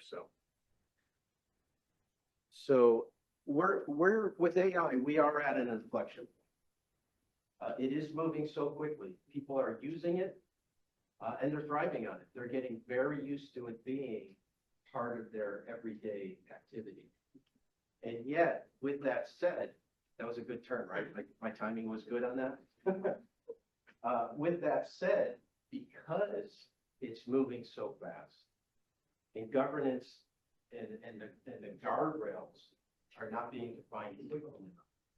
And when you think about what's going on with AI, there's constantly another LLM, large language model. There's constantly another use, there's constantly another capability that's being provided for businesses and people, just private. And it's going so fast, and yet we're not able to keep up with how we're governing that. So with AI comes great. It makes me think of the Spider-Man movie, the Superman movie. With great power, there's great responsibility, right? So the way it's being used, the way it's being governed, we're taking advantage of it. We're doing a great job of taking advantage of it. People are being incredibly creative. But I always say, people will say to me, you're into cybersecurity and you're into this kind of stuff. Is it good or is it bad? Well, when the computer came out, everybody was terrified it was going to take everyone's job away. When the printing press came out, it's going to take jobs away. I believe even when the wheel came out, people were concerned about the jobs being taken. So yeah, jobs are going to be taken away, but more jobs are going to come, because especially for those who engage in AI and understand how it works and understand how they can make it a more productive kind of tool and application for people. So yeah, but with all of that capability, with all of that opportunity, your attack surface now becomes bigger and broader. The opportunity for people to use it for corruptible things is there. The fact that AI does have hallucinations, and AI is programmed to give you a response. There's not a time where you can ask AI a question or give it a prompt where it's going to say, I don't know, right? It's programmed to give a response. So when you ask AI a question or give it a prompt, it's going to come back with something. And sometimes that something isn't accurate. When you got to think about where's the source, where is it getting that information from, and how is that source of data, how is that being managed? So with the capability also comes risk, and those two are not, you can't separate them. They're joined together. So with capability comes risk. So here's the problem. The problem is many organizations are still treating AI like a typical IT issue. AI isn't IT. AI is a business issue, right? And the business has to adopt how they're going to allow AI to be integrated within the organization. And if they treat it, it's a number of companies that I deal with, they're still treating IT or cybersecurity as an IT problem, and it's not. It's totally a business issue. What is our posture going to be? How are we going to use it? And AI needs to be treated the same way. And the biggest thing is it's not a tool issue. There are lots of tools out there. And every other week there's a new tool to do a new thing. It's not a tool issue. So we are defining, we're gathering up all of this data. We've got all of this capability. We're putting in all sorts of tools, some that work well together, some that don't. But without control, we have no control over the outcome. You get the idea? So what we're doing is we're putting things in place as organizations, trying to define the outcome when we don't have the control. So where do we go from here? The questions, I got to just read these because these are really good questions we need to ask within our organization. Who governs intelligence? And oh, by the way, who's accountable for the decisions and the information that AI provides us? And who's taking control or responsibility for how that data is being used? And what defines acceptable versus unacceptable results that it's providing? How is risk measured, and what controls exist through the AI lifecycle? And what ensures that AI behaves the way it's supposed to, or the way it's being measured? So what was missing in that diagram that I showed you was the control layer. So we had the data layer, we had the tool layer, we had the desired outcomes, but we were lacking the control layer. So that's what I want to talk about.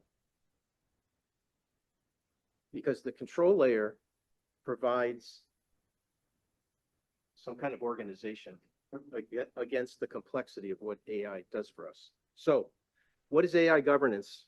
It's not a policy. It's not a policy document procedure. Typically, when we talk about policy, just so everybody's on, when we talk about policy within an organization, policy is the shalls and the shan'ts. I shall do this, I shan't do that. Got the idea? Some folks, and especially the way a lot of the compliance frameworks are set up, they want to know you have an access control policy, acceptable use policy, a password policy, right? The procedures have to go along with it. So a procedure document. So what I'm basically building for you is a governance library, right? So I need a policy document, what I shall do, what I shan't. The procedure document says, if I shall do something, how am I doing? From a compliance perspective, am I following the procedures that I established? The procedure also says, if I shan't do something, procedure's got to show, what am I doing to prevent the thing I shan't do from happening? Right? So the procedure is a reflection of the policy document. And then, of course, the compliance officers looking for, how are you training? Right? So if you say Bob is in charge of XYZ procedures, and I go talk to Bob, and he says, we have a procedure for that. That's not a good thing when you're being audited. Right? And then what does the test plan look like? How am I testing those procedures? And oh, by the way, what's the training plan look like? How am I training my people on those procedures, policies, and guidelines? You got the idea? So from an IT perspective, we kind of have that down. From a security perspective, we kind of have that down. From an AI perspective, we're lacking tremendously. We have a long way to go in that area. Okay, so what does governance do?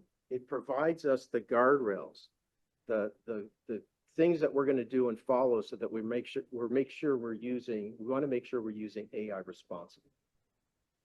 The thing about governance and compliance, I happen to be in an area, it's called CMMC, a cybersecurity maturity model certification. DoD contractors have to have it. What's really changing in that environment is that the checklist compliance is no longer viable. You know, some of the other standards, you know, the auditor comes in, are you doing that? Yeah, we're doing that. You're doing that? Yeah, we got that covered. It becomes this checklist, a point in time, a view down. CMFC is bringing this whole change of, you got to prove it. So it's holding organizations accountable. If you say you're doing it, show me the supporting evidence, right? Why does that matter? I love when I hear GRC, governance, risk, and compliance. How many are familiar with something called IT? And that's the IT infrastructure library. So I've been doing ITIL for a long time. And someone might say to me, hey, you might be doing this for a while. What's ITIL all about? Anyone want to know what I said?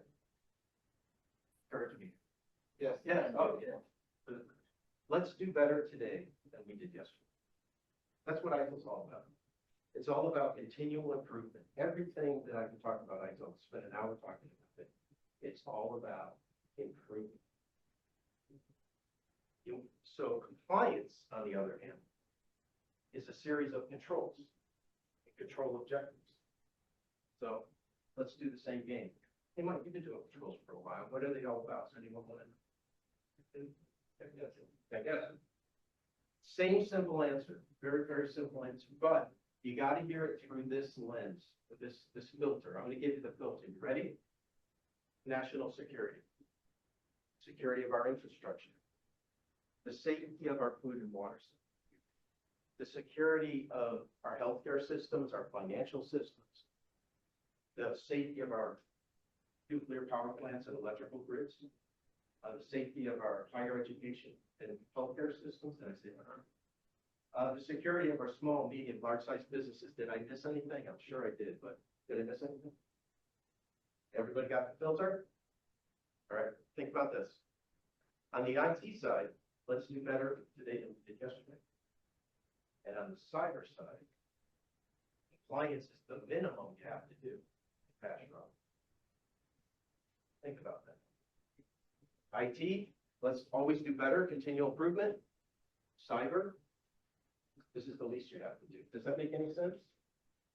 So what you're seeing in the market is a move from GRC, governance, risk, and compliance, the minimum you have to do, to GRA, governance, risk, and assurance, where assurance is, we got to do better than the least that's expected.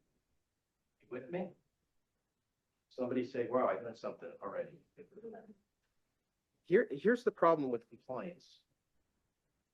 A lot of organizations out there, they think if they're compliant, they're secure. I just said, compliance is the least you have. That's the minimum. It's required. If you want to do business in that industry, in that space, you have to be compliant, right? It's the minimum you have to do. It has nothing to do with how secure you are. It has to do with you've met the bare minimum. That's why the push to assurance becomes so important. So instead of it being, hey, checkbox, let's build continual improvement. I think we talked about that, right?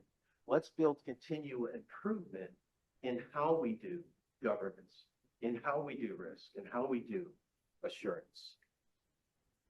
And so, from a framework standpoint, NIST, National Institute for Standards and Technology, has come out with the AI framework.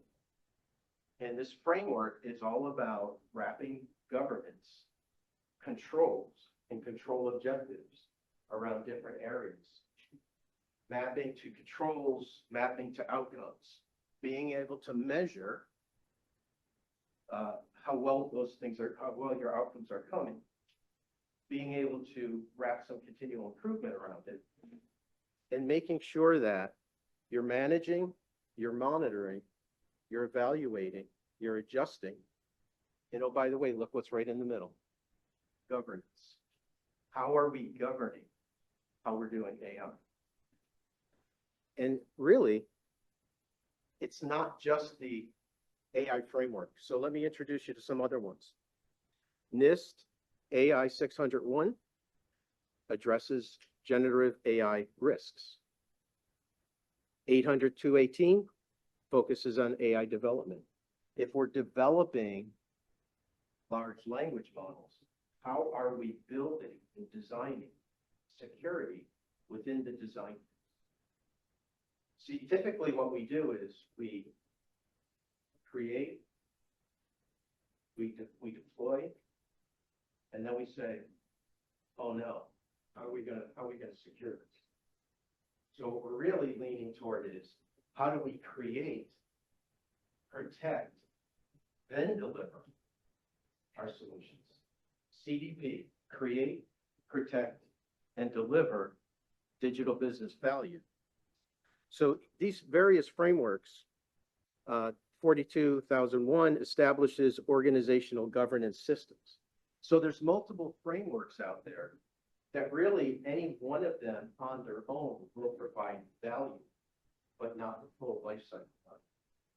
So it's really these frameworks working together that give you a full life cycle of control over your AI development, creating, protecting, and delivering your value. So we saw this picture before. We said we've got data, we've got lots of tools. We're never at a shortage of tools. We have desired outcomes, but really we said we were missing something, and that something was the control layer. So we talked about that today. There's a lot of organizations out there that are so excited about AI, they're not thinking about how they're controlling it. They're worried about it. I don't want to say they're not thinking about it at all. They're worried about it. And I can tell you, there's not a conversation that goes by where we're talking about, governance or IT or cyber, that AI doesn't come up as the big topic of the day. even I was on a couple of meetings, a couple of different, meetings, with clients or whatnot. You know, group discussions. And more than once, it was like, let's not talk AI. Let's not talk about AI. You know, because it becomes so dominant a part of the conversation and so much concern. But you notice that diagram. There's still some mess right about tools, right? It's not totally clean. I could have given you a nice diagram, all clean, all 4 layers clean. There's always going to be some leftover junk. There's always going to be some things that aren't taken care of. There's still going to be some cracks in the coverage. It's not going to be 100%. There are no silver bullets, but the value is if we add control, we can start understanding the behavior of AI. We can start managing the risk. What is cybersecurity all about? In simple terms, cybersecurity is the management of risk. AI brings significant risk. If we're going to have resilience in our organization, we need to manage the risk. So AI is no different. It's much more complex. And again, people will sometimes ask me,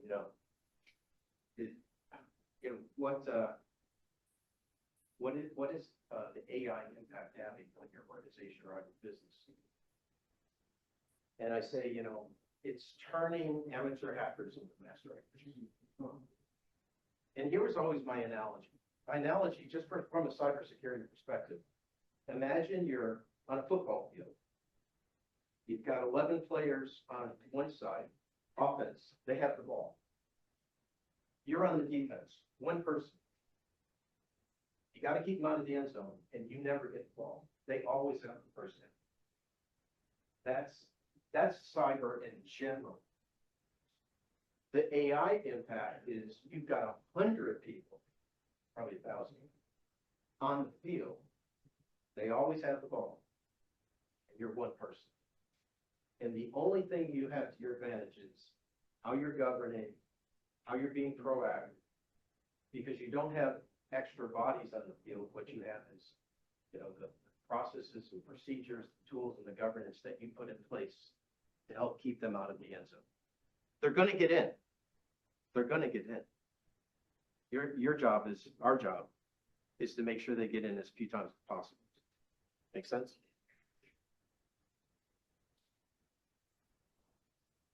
Okay.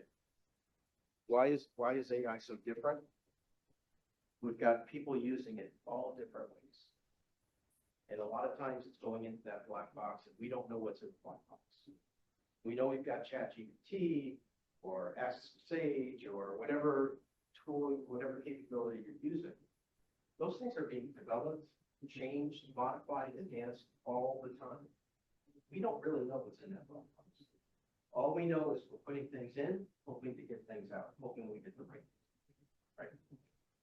So AI comes certainly with its own risk, and it's been very different than anything we've really dealt with before. It's been more beneficial than ever before. I know my productivity has increased 100 or 1,000-fold with the way I'm using it, but it does come with risks. So if we talk about risks, there's lots of risks, but if we were to talk about maybe the top 12, the top dozen, I tried to group them into these areas of trust and integrity, security, adversarial risk, data privacy, operational risk. And you can see, just to pick a couple of them, bias. Some of these models have bias built into them, and we've seen it coming out of the industry and things that are being talked about. So we know that that's being done. Peter talked about hallucinations. I heard hallucinations there. So, a hallucination is something that, well, I picked it up. I think I know about it. I think this answers your question. So let me draw from something that's kind of shady, right? Something that I seem to remember, or I thought I saw. Remember, AI is going out and it's looking at sources. And so if the source is bad, sometimes AI doesn't necessarily know the source is bad. So it pulls it in. You think you're getting good data. Hence why they don't want lawyers using it doctors and things like that. One of the things that is probably, I could go through a bunch of these, but one of the ones that we all see, and I wanted to pick one that it's user focused. We all see this as users. How many of you have tried to create an image with it? Just check. It's fun, right? It's kind of fun when they come out. But you notice the more you talk to it, the more you tweak it, the worse the figure gets. So I like to always share something a little personal. So here you go. I'm a blues harmonic. And you didn't know that very well. And so at one point I was just like, give me a cool dude, sunglasses, you know, scruffy face, nice hat, sunglasses. Give me a cool blues harmonica player that I could use on the list. This guy had harmonicas coming out his ears, his mouth, had 3 arms, playing guitar. I don't play guitar. You know what I mean? It's like the more you try to, it just drifts. So you can even set up a specific structure, dimension. I want it to be this shape all the time, different images in there, and it just wavers, right? That's just a simple example of the model drifting away from what you're actually hoping to get to. So, you know, this symposium today is about AI across all these disciplines. So I'd be remiss if I didn't hit it. AI governance. It's across multiple and different domains, but it has the same challenges. So you've got arts. Think about the arts. What do we want to protect? Our artistic creativity that is ours and ours alone, right? So you've got authorship, originality, intellectual property. The sciences, data integrity. That's huge, especially in the medical industry. Data integrity, reproducible results, healthcare, safety, accuracy, explainability, education, academic integrity. Peter and I were just talking to students just a couple weeks ago, and you know the topic came up. You know, who uses AI for their homework? Well, did you learn? If AI did all your homework for you, did you learn anything? Right? Use it for research. Use it to learn and educate yourself. Don't use it to replace what you should be doing. And from a business, if you don't have good data and you're making business decisions that could cost the company thousands or hundreds of thousands or millions of dollars, you need to have good integrity in your data. With cybersecurity, we always talk about CIA, the CIA triad. Data, is it confidential? Meaning, am I keeping it safe? Only the people that need to see it should be able to see it. Only the people that have permission to interact with the data. So that's my confidentiality. Only those that are supposed to see it see it. The integrity of the data means if somebody gets access to that, they change something. So if I have payroll data, somebody gets in there and all of a sudden they're making, you know, 150 an hour versus 70 an hour. That's kind of a big deal, right? So it's the confidentiality and the integrity of the data. And then the A is availability. So it has to be available when I need it, it's available, right? So that's my CIA. Well, it kind of goes the same thing here, is we've got to make sure that our data is protected. Only those we want to have access to it, that we maintain the integrity and we make it available when it needs to be available. So where traditional controls fail, so if I talk about IT and I talk about cyber, we always talk about this layered security model, right? So I build a wall, and then I build, you know, a room, and then I build a secure room, and I build a safe. You know, so I've got all of these layers of security. How do you layer security around AI? It's everywhere. It's being used, transferring data, right? So the traditional way of securing an environment with AI becomes very different in today's world. So the AI control layer, we're really looking for putting governance in so that we can design safely and securely, so that we can develop and deploy, monitor what we're doing, measure what we're doing, and then build in that continual improvement model so that we're always getting better with what we do. And so practical examples, model validation, testing before deployment. I'm literally, this is going on real time with myself and one of my partners. He's developing this really cool AI stuff, you know, for training and things like that. He is so excited. He's going. He's not thinking about testing. He's not thinking about, you know, the validation. He's just going because he's just having so much fun with it. And I had to like pull him back today and say, you gotta slow down a little bit because you're getting into territory that sometimes if you go too far, it's hard to come back from. Data governance and controls. I think almost every speaker said today, you have to have a human in the loop. You can't just say, AI, go do your thing. Oh, that was really great. Let's get it out there. We've got to have oversight. Some of the initiatives that we have within our organization, we call them babysitters, you know, just for fun. But they're babysitters. They've got to watch what's going on. They got to see what's happening. They got to look at the outcomes and make sure we're getting the outcomes we want and make sure that behavior is acceptable. Continuous monitoring, performance, having feedback loops. And the thing that, you know, I stressed earlier with the ITIL cyber control scenario is you got to build in continuous improvement. You can't improve what you're not monitoring. Got to monitor it so you can improve it. And then you build that as a continuous model. So takeaways from today. AI introduces a fundamentally different risk model. It's different than anything we've seen before. Traditional controls, they're not going to work for AI. Governance must be embedded into the AI lifecycle. So as an organization, as higher education schools, you've got to build that into the model. Frameworks, they operate as a coordinated system. So that diagram I showed you with the different frameworks, I was purposeful about. They are different systems. Can I just kind of do this? Let's just say I have a system. Could be think of your air conditioning system in your car, or your drive system, or your audio system, right? If you have a single system and you make a change, everyone see that? This is a change. You could affect something over here. Does that make sense? You made a change in your system and it could have an impact somewhere else in the system. Well, what if I put two systems together and I make a change? I could affect something in the same system, or I could affect something in a different system. Within AI, you've got hundreds, thousands of systems all working together, right? So when you make a change in one area, you're thinking, wow, I'm making a change, and this change is, okay, it's going to be cool. So I didn't realize I just blew something else out of one of the other systems. So when you're looking at AI or cyber, you've got to view it as a system of systems that are all interrelated.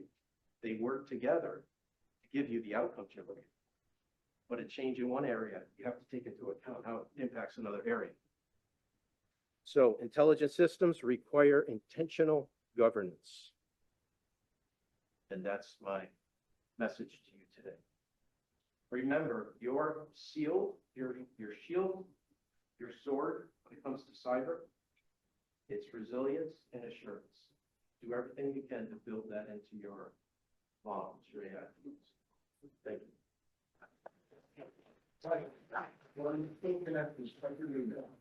Sorry? Check your email, like, still connected. Look at the image I just put on there. You're doing this to me now? Any questions while I'm up here? Yeah, Mike. So I think what Black Mythos in the past couple of weeks is laying bare is that these systems are developing at a rate where they're identifying these zero-day vulnerabilities at a way faster rate than we can patch them. Yep. At the same time, our code base is growing exponentially because people are outsourcing their coding to these systems. Like, what does cybersecurity look like 5, 6 years? Like, what is the end state of these forces? I liked when somebody asked Peter a similar question.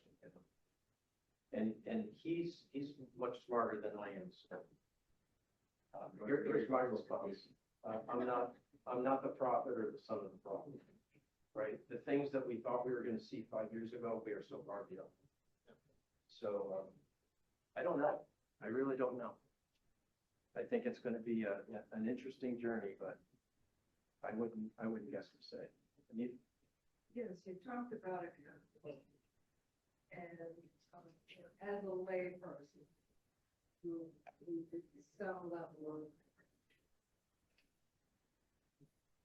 how do I help build, or how can I contribute to the controls that need to be built into these systems? What is it that I can do for my, as a lay, to contribute to the. You as a lay, are we talking about you as a layperson within the FU university, or you as a layperson as a just a citizen? However, whichever. Right. I think the easy one is you as a FDU citizen. You follow the rules and guidelines that are being set up for you. So that's, awareness training. Like, I don't know if you guys, you get that, you do this, quick awareness training on a regular basis. If you're doing it like once a year, it's a checkbox thing that there's no value. A good awareness training program is going to be ongoing, a couple times a month, 3 to 5 minute video, do your training. Follow the procedures and guidelines that have been set up, don't conform. If you have people that are, kind of, we call them cowboys, they just make changes and just, do things because it's expedient. They're not following the rules without guidance. So as good citizens of the university that we're in, we got to follow the plan or trust the plan that the leadership, that the leadership's putting in place, because they're the ones that are living and breathing this every day, and following those guidelines is going to help the whole community. There's only so much. I'll just throw one thing out there. I love this one. A lot of the awareness training out there, it's like, don't click on this, have a strong password, blah, blah, blah. Same thing all the time, right? Would you rather, maybe I'll ask Al, would you rather that they were learning not to click and have strong passwords because you taught them, or understand what the threat is out there, right? So that's where your threat hunting comes in. Monitor the threats that are out there and then train your people on how to recognize when that threat's being used and what actions they should take if they recognize that threat. Right? That is much more valuable than, well, how many times can I tell you the strong password? Right? Does everyone have a password vault? All right, if you don't, get a password vault. That'll help you a lot. And that goes to your personal. Protect your credit card information. Protect your passwords. Protect all those things. Don't have the same password on all your accounts, because if I get one, I get them all. So there's a lot of things that you can do that'll help you on the personal. I don't know if I answered the question. Any other questions? I have a curiosity that, happily retired, but standards compliance is always the issue with this ISO, SOC, and HIPAA. Is there a trend towards IT tools for self-compliance? I can remember all the information I had to gather, all the correlation I had to do, and can AI do all that for you now? So I would say yes, with a caveat. That's like, no, it's like, somebody's doing network management. I could go buy a COTS product for that management, or I could create my own. You have that one individual, it's like, I can do it better than anyone, but they don't have the money to maintain it, to always improve it, patch it on stuff. So I say you get a good, solid GRC platform that is AI based. We want me to point to some, we've got some very good things. It has made life so much easier in that area, because now you can monitor where your policy documents are. You can monitor what's going on within your infrastructure, and you can look at it and say, are we following the policies and procedures that we established that using AI effectively? Imagine this. Let me give you one more. This is where I think we're going when we get about the problem. We're actually using some AI in this area. So imagine you have a small company. We're a small company, and so I've got a DVRO, digital business risk officer, so a kind of combination of financial and CISO.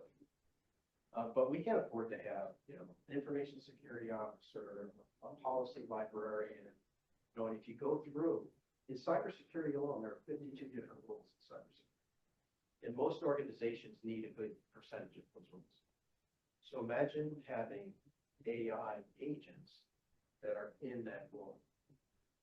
A policy librarian, you know, a valid, an ISO, a cyber trainer, right?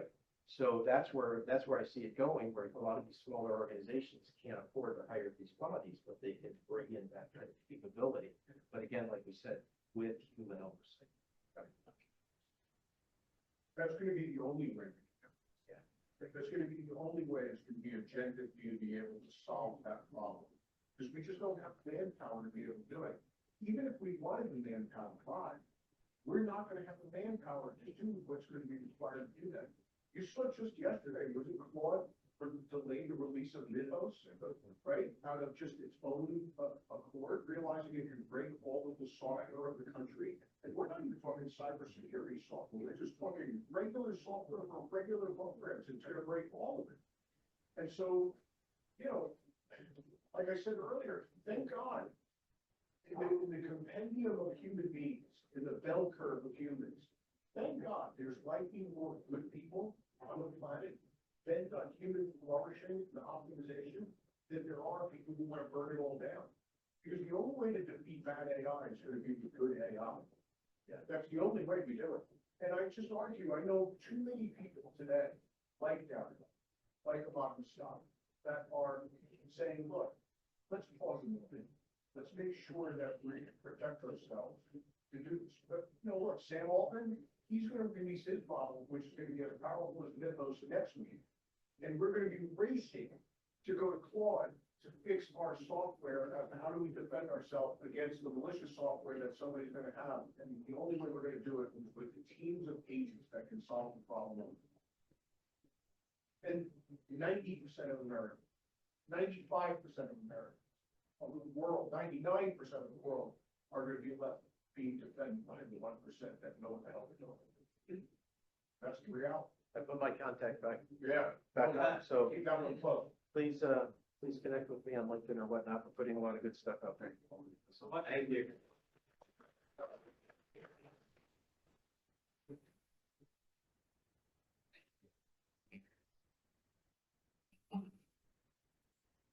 That was pretty old. That was my guy. Yeah, so we have one more presentation, just some quick housekeeping. We're dealing with some technical issues. So if you're here for the breakout session for teaching and learning, that's going to be delayed until after this presentation. If you are on Zoom, the host laptop that was running that Zoom has had a hard drive crash. And so we are trying to get a new hard drive or a new laptop to host the Zoom. But hopefully in the next 20 or 30 minutes, there should be at least a waiting room for you to hop into. But in the meantime, we have an excellent presentation waiting. Can you talk that okay, this being bottom right?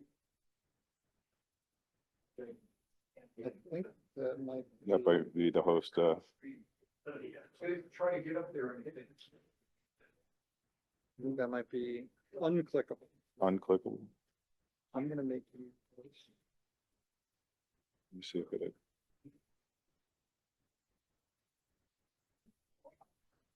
We all said, got Drew with me. Oh, laptop fixed. Hopefully. Fingers Okay. crossed. We have one more talk.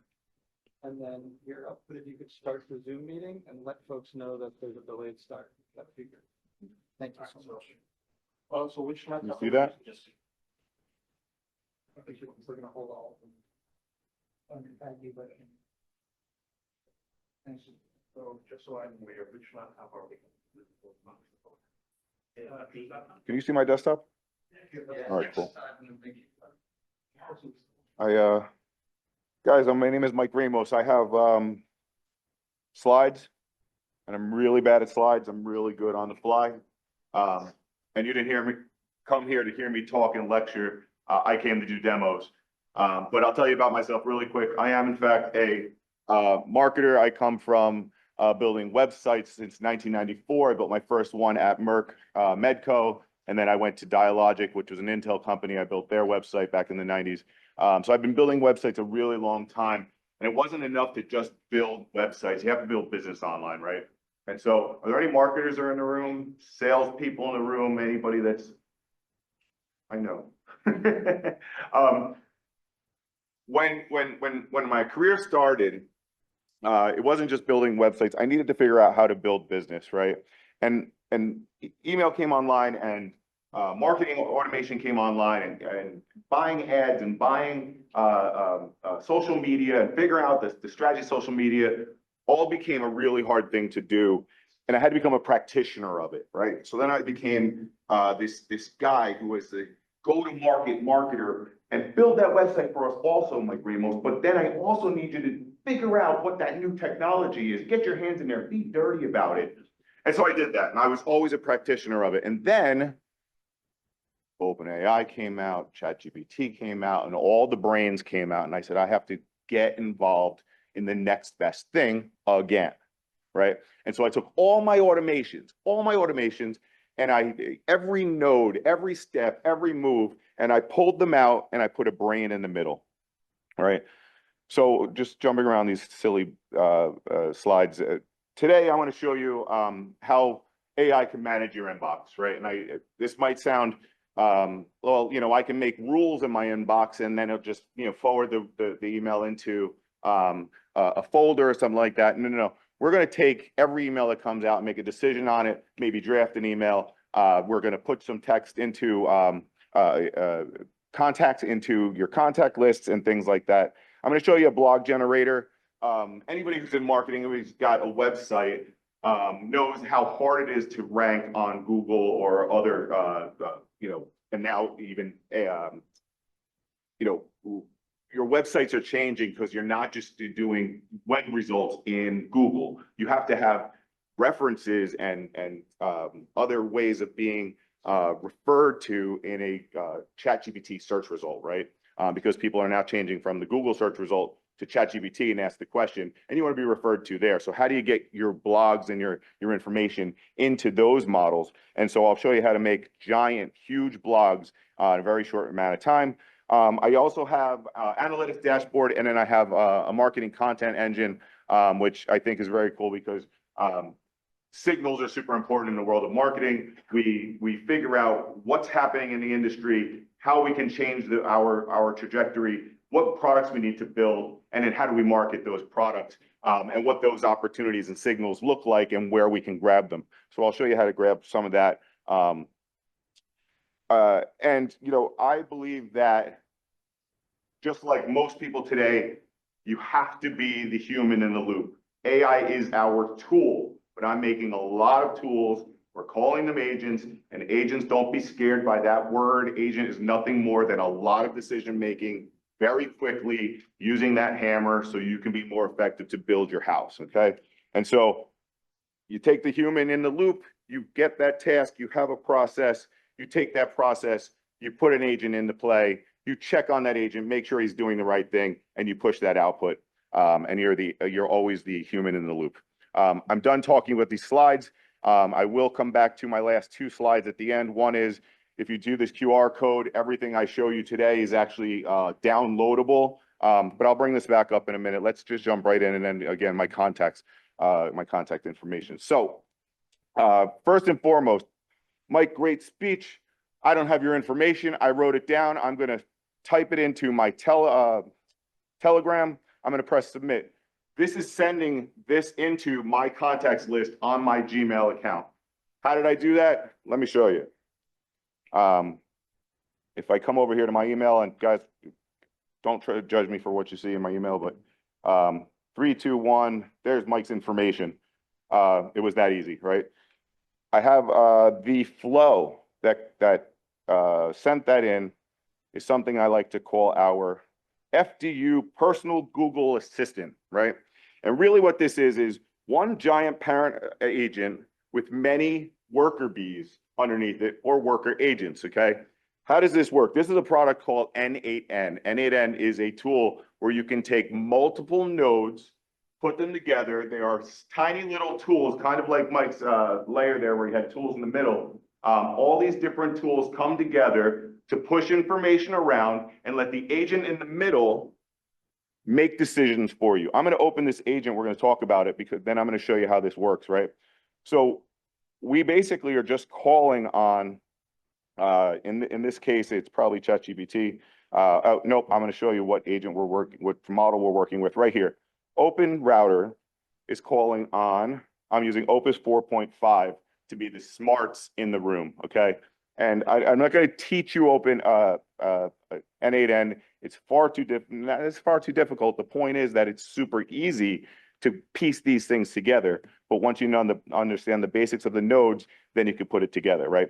So we're going to use Opus to answer the questions. And this tool, the agent, is the brain. So now prompting the brain, make sure you understand what the things are moving around the screen, where you want your information to be delivered, which information should or should not be returned, and how we do that. And so we prompt it, right, to say, hey, listen, these are the tools that the smaller agents are going to do. So you're going to give it a role. You are the ultimate personal assistant. Your job is to send the user queries to the correct tools, right? That's all its job is doing, is to send that information I just sent through my Telegram, and we can trigger it in many different ways: other chats, web forms, text messages, email inputs, any way you want to get that information into the system, right? Once you do that, all the tools are going to do the job for you, right? So you've got an email agent is going to be the tool that's going to take the action on email, right? There's the calendar assistant. It's going to set your calendar events.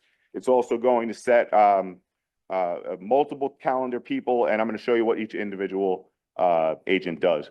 Then we got your contacts. Again, we just saw that Mike's information got sent into my contacts information, and then we've got a content generator. Content generator, in this instance, is just a one-off article. It's going to go look for information, and I'm going to show you exactly how that one is creating a blog. I've also set it to actually take that blog and load it right into a WordPress account. Now, agents are cool for the simple fact that I've taken one smart brain, told it what to do, tell it what to do and its other agents, and the other agents now are going to, I'm just going to open them up and show you, this particular content agent, right, is now again working with Sonnet 3.7, and it's using Tavly to do the research, okay? So if I asked the agent to go ahead and write a article about the most recent release of Methos, right, it might go into Tavly, look at the information, and the brain is going to start to write that article for me. So how did we prompt it? And it's all in the prompt. It's super simple. You are a skilled AI blog writer specializing in engaging, well-structured, informative content. Write me a blog, okay? Use the tool Tavly to do the research. Use WordPress tool in order to post that to the website. And then it gives some structure on how to deliver the information. And these are, this is how we prompt. And again, guys, this is all in, it's free for you. I'm going to send, you can go to that QR code, and I'm going to send you this link so you're going to be able to manage your content agent, okay? Then I showed you agent number 2, which is our contact agent. And he's got 3 nodes. So again, we're working with a model. The model is the brains, the 3.7 Sonnet. And he's thinker because he's going to do a little more action. So he's got 3 tools, 3 simple tools: create that contact, update contacts, and get contact information out of my system, okay? Once it does all this work, it sends it into a success or fail situation. And this is kind of, I don't want to call it guardrails, but this really does return to you and say, listen, there was an issue, and you'll know whether it was a technical issue, whether it was you didn't pay for your tokens to actually do the work, or many other, error messages. The other thing I'll say is, for this particular one, it doesn't have to be a Gmail account or a Microsoft Outlook account. It can be your Airtable database, right? So you can get integrations. If you're keeping your contacts in Google Sheets, hey, connect to Google Sheets and send that information down that direction. We can always pull it right back out. Anywhere you can keep CRM information, I'm a big fan of free tools. So that's how it's going to work for me. Our next agent is our email agent. He's got a bunch of tools, and I'm going to show you the prompt, and then I'll show you the tools, all right? So what he does is, you're an email manager assistant. All the emails you must format professionally in HTML and sign them is me, Ramos. Guys, if I didn't tell you, my name is Mike Ramos. Feel free to call me Ramos. Everybody does. There's far too many Ramoses, or too many Michaels in the world. You know, call me Ramos. But that's how I sign my emails. And if I ever send you an email, you'll see that. But so I prompted it to do the same, right? And so what do the email management tools do?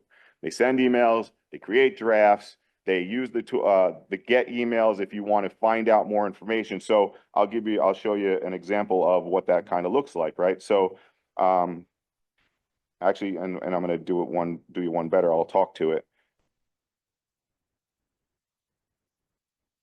Talk to me. Talk.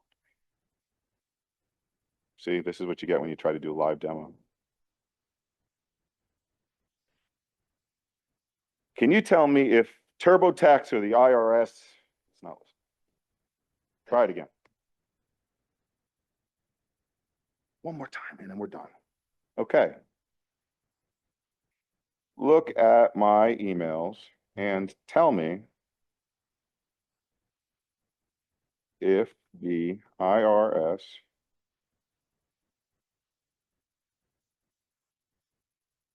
or TurboTax has sent me an email recently about my return. I know the answer, so that's why I use that as the example. And if it doesn't come back the way I'm hoping, that'll be even more exciting. But ultimately what it did is it took that email agent and went and is searching through my emails looking for the answer to the question, right? And so if I was really concerned, it says, based on what I've found, the federal return has been accepted. Yay, right? So I was worried about that. I checked it earlier and I was very excited that it actually came through, but I used it as my test because I knew it would work. So that's two simple things that I've done where I didn't have to go in my inbox, I didn't have to go in my contacts. I could have taken Mike's business card, taken a phone snap of it and put it in my pocket and called it a day, and it would have sent that stuff into the agent would have taken the image, OCR'd it, and put it into my contacts, right? And so these are the kinds of things that are very simple to do by using the tools available to us in something like N8N. So sorry, going back to the email, right? Each one of these nodes is a worker bee or a tool, right? Send emails, email reply, label an email, create the draft, write an email, right? This is time-saving stuff, and that's if you get nothing out of this, we're saving time, we're saving our opportunity to go boating or to be with our kids or spend more time on stage or shaking hands with people, making sales calls, and not managing this stuff. That's why we make agents to do the work for us. These are our tools. Last but not least is the calendar. I can ask the calendar, what am I supposed to be doing at 2 p.m. today? And it's going to tell me I'm supposed to be speaking with you. At least I hope it does, because then it'll make me look silly if, again, the live demo 4, 3, 2. Oh. Come on, you got it. There you go. 2 p.m. the afternoon symposium. So I mean, it's that simple, right? So I've got Telegram in my pocket. I ask it to take care of all of my Google Assistant layer of information of tasks. All right. I have two others that I want to show you. One is this blog generator. Now, we were just in N8N. N8N is the brains in the middle, sending the tools down. This is make.com. Make.com is also a node workflow generator. But oftentimes, and while they do have the kind of that similar agent in the middle work tools outside, workflows like this still work really well for automation and generation. So what do we have here? I'm going to talk through the nodes and then I'm going to show you really what it does. The first node is a Google Sheet. I'm going to kind of zoom in. The first node is a Google Sheet, and it is going to go to actually this Google Sheet, and it's going to find a topic, find a title. It's going to find a long description and a short description and a suggestion on what the hero image of your blog should look like. Now, how did I create? How many lines are there? There are 260 articles. How did I create that? Well, I went to ChatGPT and I said, hey, listen, I need a topic, a title, a long description, a short description, and a suggestion of what the image is for the most recent trending articles on AI. And it gave me a list. And I copied it into this spreadsheet. Actually, from ChatGPT, because I have it connected to my Google account, it dropped it right into the spreadsheet for me, right? So going back to the nodes, the spreadsheet every day at 1:05 p.m. will grab the next available article. It will send those topics into, which model are we at? GPT-5 Nano. And it's going to say, write me 1,200, 1,800 word article. It's got to be NLP friendly. We're going to do a lot of it. You know, we want some SEO out of it. Take the topic, take the title, take the description, and write a blog based on the topic. And then it's going to do a little bit of SEO prompting in here. Right, the SEO prompting.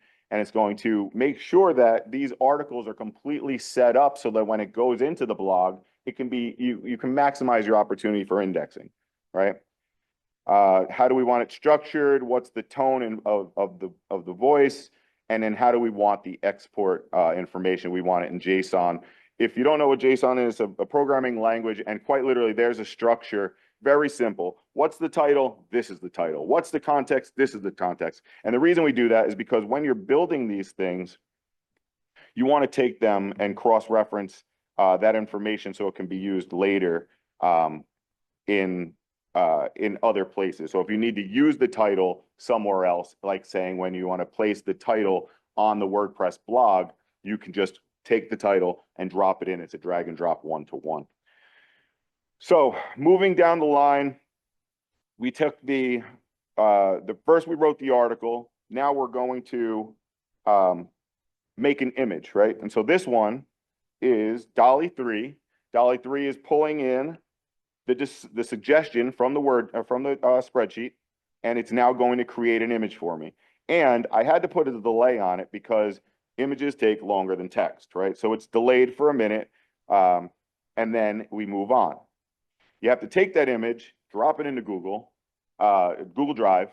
The Google Drive then picks up the image, and we want to make a second image, because anybody who's ever worked, I'm doing this with my trackpad, and it's not being helpful. Come on, you got it. There you go. All right. So anybody who's ever used WordPress knows you need a large image and you need a feature image for every single, or a small image and a feature image, 2 different sizes. And often you're going to want to take an image and use it in other channels, social media maybe, right? And so I've had Gemini make a completely separate image from the same suggestion. And when you prompt that, I've actually asked it, so we're going to use image 4 because it's cheaper. I don't know why it says allow adult. That might have changed recently. But oh, you know why? Because it's not really adult content. What it is the other option is it gets very shallow and bad actually. So we've set it to be basically just free to do whatever you want. But the prompt has what it's supposed to make, and it keeps going. Again, we're going to drop that image into Google Drive, and we're going to pull it out of Google Drive to be able to use it. We're going to post it to our WordPress. We're going to load the images into our WordPress, pausing while it's doing the talking to WordPress. And then last but not least, and this is the fun part, it takes all that stuff that it knows about and it's going to write social media posts for us, okay? It took the article, it understands the article. Now we need to push that article out to our social media accounts. What happens next? It writes the socials. It knows the standards. It removes any JSON that's broken formatting. And then it's going to start to insert all of the different tools, all of the different text into these sections. When it writes those text messages for us, it puts it back into the spreadsheet, okay? And then it's going to trigger, we're done here, push it to social media. I'm going to show you that in just a minute. So over here, you can see it wrote the article. I'll get back over here. It wrote it, made a title, it made a content, right? The content of the article, an excerpt, a bunch of tags. Then it made the images, a wide image, a square image. It took the JSON and also kept it because you want to keep everything. And then all of your tracking posts. So again, in marketing, we want to track our KPIs. We want to understand if social media is being successful on LinkedIn or more on Facebook or where these things are, right? So we're tracking all of our UTM codes and it's all built right there in that first flow. Then that last node in the previous is a webhook. And a webhook is basically a trigger for something else. Right? When this node reads that trigger, it says, this is great. I'll just go and find the next available article and pull in the images and then literally send it. Whoops. Again, this stupid mouse pad. There you go. So now, and now it's zoomed in too far. I've got my LinkedIn connected. It's going to go to my company page. This one goes to Mike Automated. It pulls in the image. It pulls in the title. It pulls in, and this is the title from the spreadsheet, right? And this is the content and the link from the spreadsheet. And then, boom, when it starts the workflow, it goes out to the LinkedIn. It goes out to my personal LinkedIn. It goes out to my personal Facebook. And then it also goes out to my Instagram account. That's the easiest flow I could possibly make in order to get a blog written, a bunch of images made, and a bunch of social media posts. And all that does is at 1 o'clock every day, if you go to any one of my socials, there's another article, there's another article, there's another article. That's two very, very quick wins. I'm going to show you another one that I think you might actually get a kick out of. This one, who spends more than a minute on LinkedIn every day? Yeah, of course we do. What if you wanted to get the attention of Pete Sacco and you didn't know him, you weren't connected to him? What could you do? You could comment on his posts, right? And eventually he might look at his post and go, wow, Mike Graham spent a ton of time on my post. Well, I sat at the most recent FDU Forward event and I said to the guys, if you think that it's me pressing like on all of your articles, you are sadly mistaken. If you think it's me commenting on all of your posts, I have no time for that. I have an agent that does it for me. So truth be told, it's quite simple. I hate these glasses. I load all of these names into an Airtable that I want to follow, right? So if I followed everybody in the room, I'm now watching everything you do because I'm looping through your name and I'm scraping LinkedIn to grab your posts and keep them for research, okay? And then once I'm done with that first person, I loop around and I get the second person. I loop around, I get the third person, right? Once my data is set, I can create that LinkedIn record back on the Airtable. And then an hour later or later on in the day, it's going to find the posts that were just generated inside the database. It's going to get the brand and the conversation that it's happening. It's going to, again, now write an article, write a simple couple words with a like, and the brain, Sonnet 4, is actually going to make the edits, connect, comment on the post, and then say in the database, I commented on Pete's posts, okay? Super simple, and now you don't have to spend tons of time getting the attention of the people you want to get attention from over on LinkedIn. So I thought that was fun. I want to share that one with you. I've got a bunch more, but ultimately, I think, you know, the last one could be super fun. Oh, sorry, I have the make.com scenario FDU demo, organic search. If you are in the world of data and you are involved in understanding what your Google search console data is and what your Google GA4 crap data is, I've got the tool for you. This agent is a whole lot of data collection, data manipulation, and then brings it all together and writes you an email that says, this is what the users are doing, and this is what the sentiment of those users are. And it sends us, it analyzes it all together. So let me kind of walk you through it. It's grabbing, zoom in. So it's grabbing GA4 content from overall compared to overall in the previous timestamp, right? And then it's aggregating all that information and finding a delta. And this particular instance is actually a piece of code that takes it, and I had ChatGPT write a formula that takes that information, melds it all together, and returns the delta, okay? Then it puts all that information into a CSV file so that we have it for later. And then it's grabbing landing page information. Sorry, it was grabbing source information. So whether it was Facebook, LinkedIn, right? It's grabbing landing page information and keeping all that information. And then again, it's taking those tools, putting it all together, and then the analyzer takes that first brand of information, and that's all just your traffic and sources, right?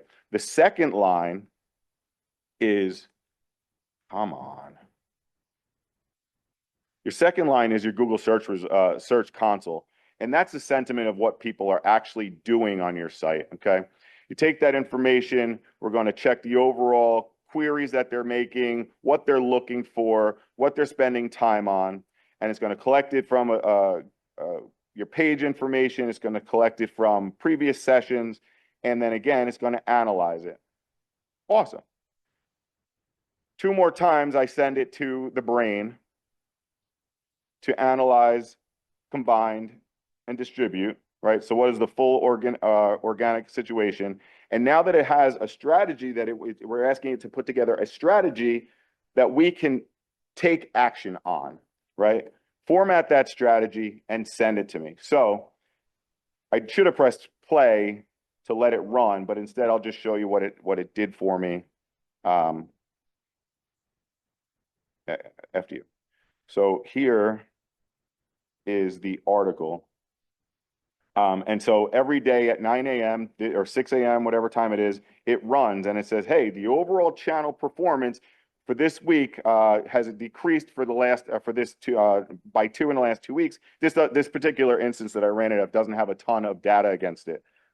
Unfortunately, I wish I had a website that had lots and lots and lots of traffic, but this, this is what it is. It's showing some source and page most responsible. It's showing hypothesis of the performance, right? Stagnant decrease in Google sessions. There's a lot of stuff that's not set. And our services page seems to be decreasing, right? So we're worried about that.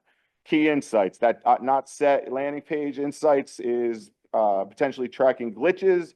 There's a decrease in our services page, which we don't like.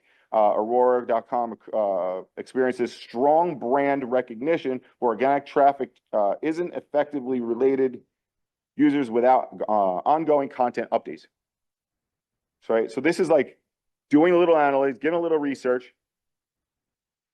And the best part about this is after I've taken all of the analysis, I can then take the strategy. And the strategy says, I want you to go make 5 pieces of content. We take these content, we put it back on the spreadsheet, we hit play, and the spreadsheet starts to build those blogs over for us all over again. And then again, we get to watch the traffic, and it becomes a cycle. It becomes a daily cycle. You could copy this in. You could take those nodes a step further. Those strategies automatically get sent into the spreadsheet and trigger the next blog post, right? So I continue to build these things out so that you can see what kind of platform you can really build as a single marketer doing a lot of things at once. And so I own boatlife.ai, and I'm almost done, but I just want to show you this because I think you'll get a real kick out of this. Every single one of those tools is working for me to sell boatlife.ai, right? So I've got a platform dashboard where I can see all my analytics. How many organizations are on the platform? How many total users? What's my MRR? I've got a beautiful dashboard seeing what's going on. What are all my organizations? I've got all the organizations, who's doing what, right? How many users? What's the audit log? Making sure I'm tracking what the website is doing on the back end. Guys, you have literally the keys to my castle right now. I have, I'll take it a step further.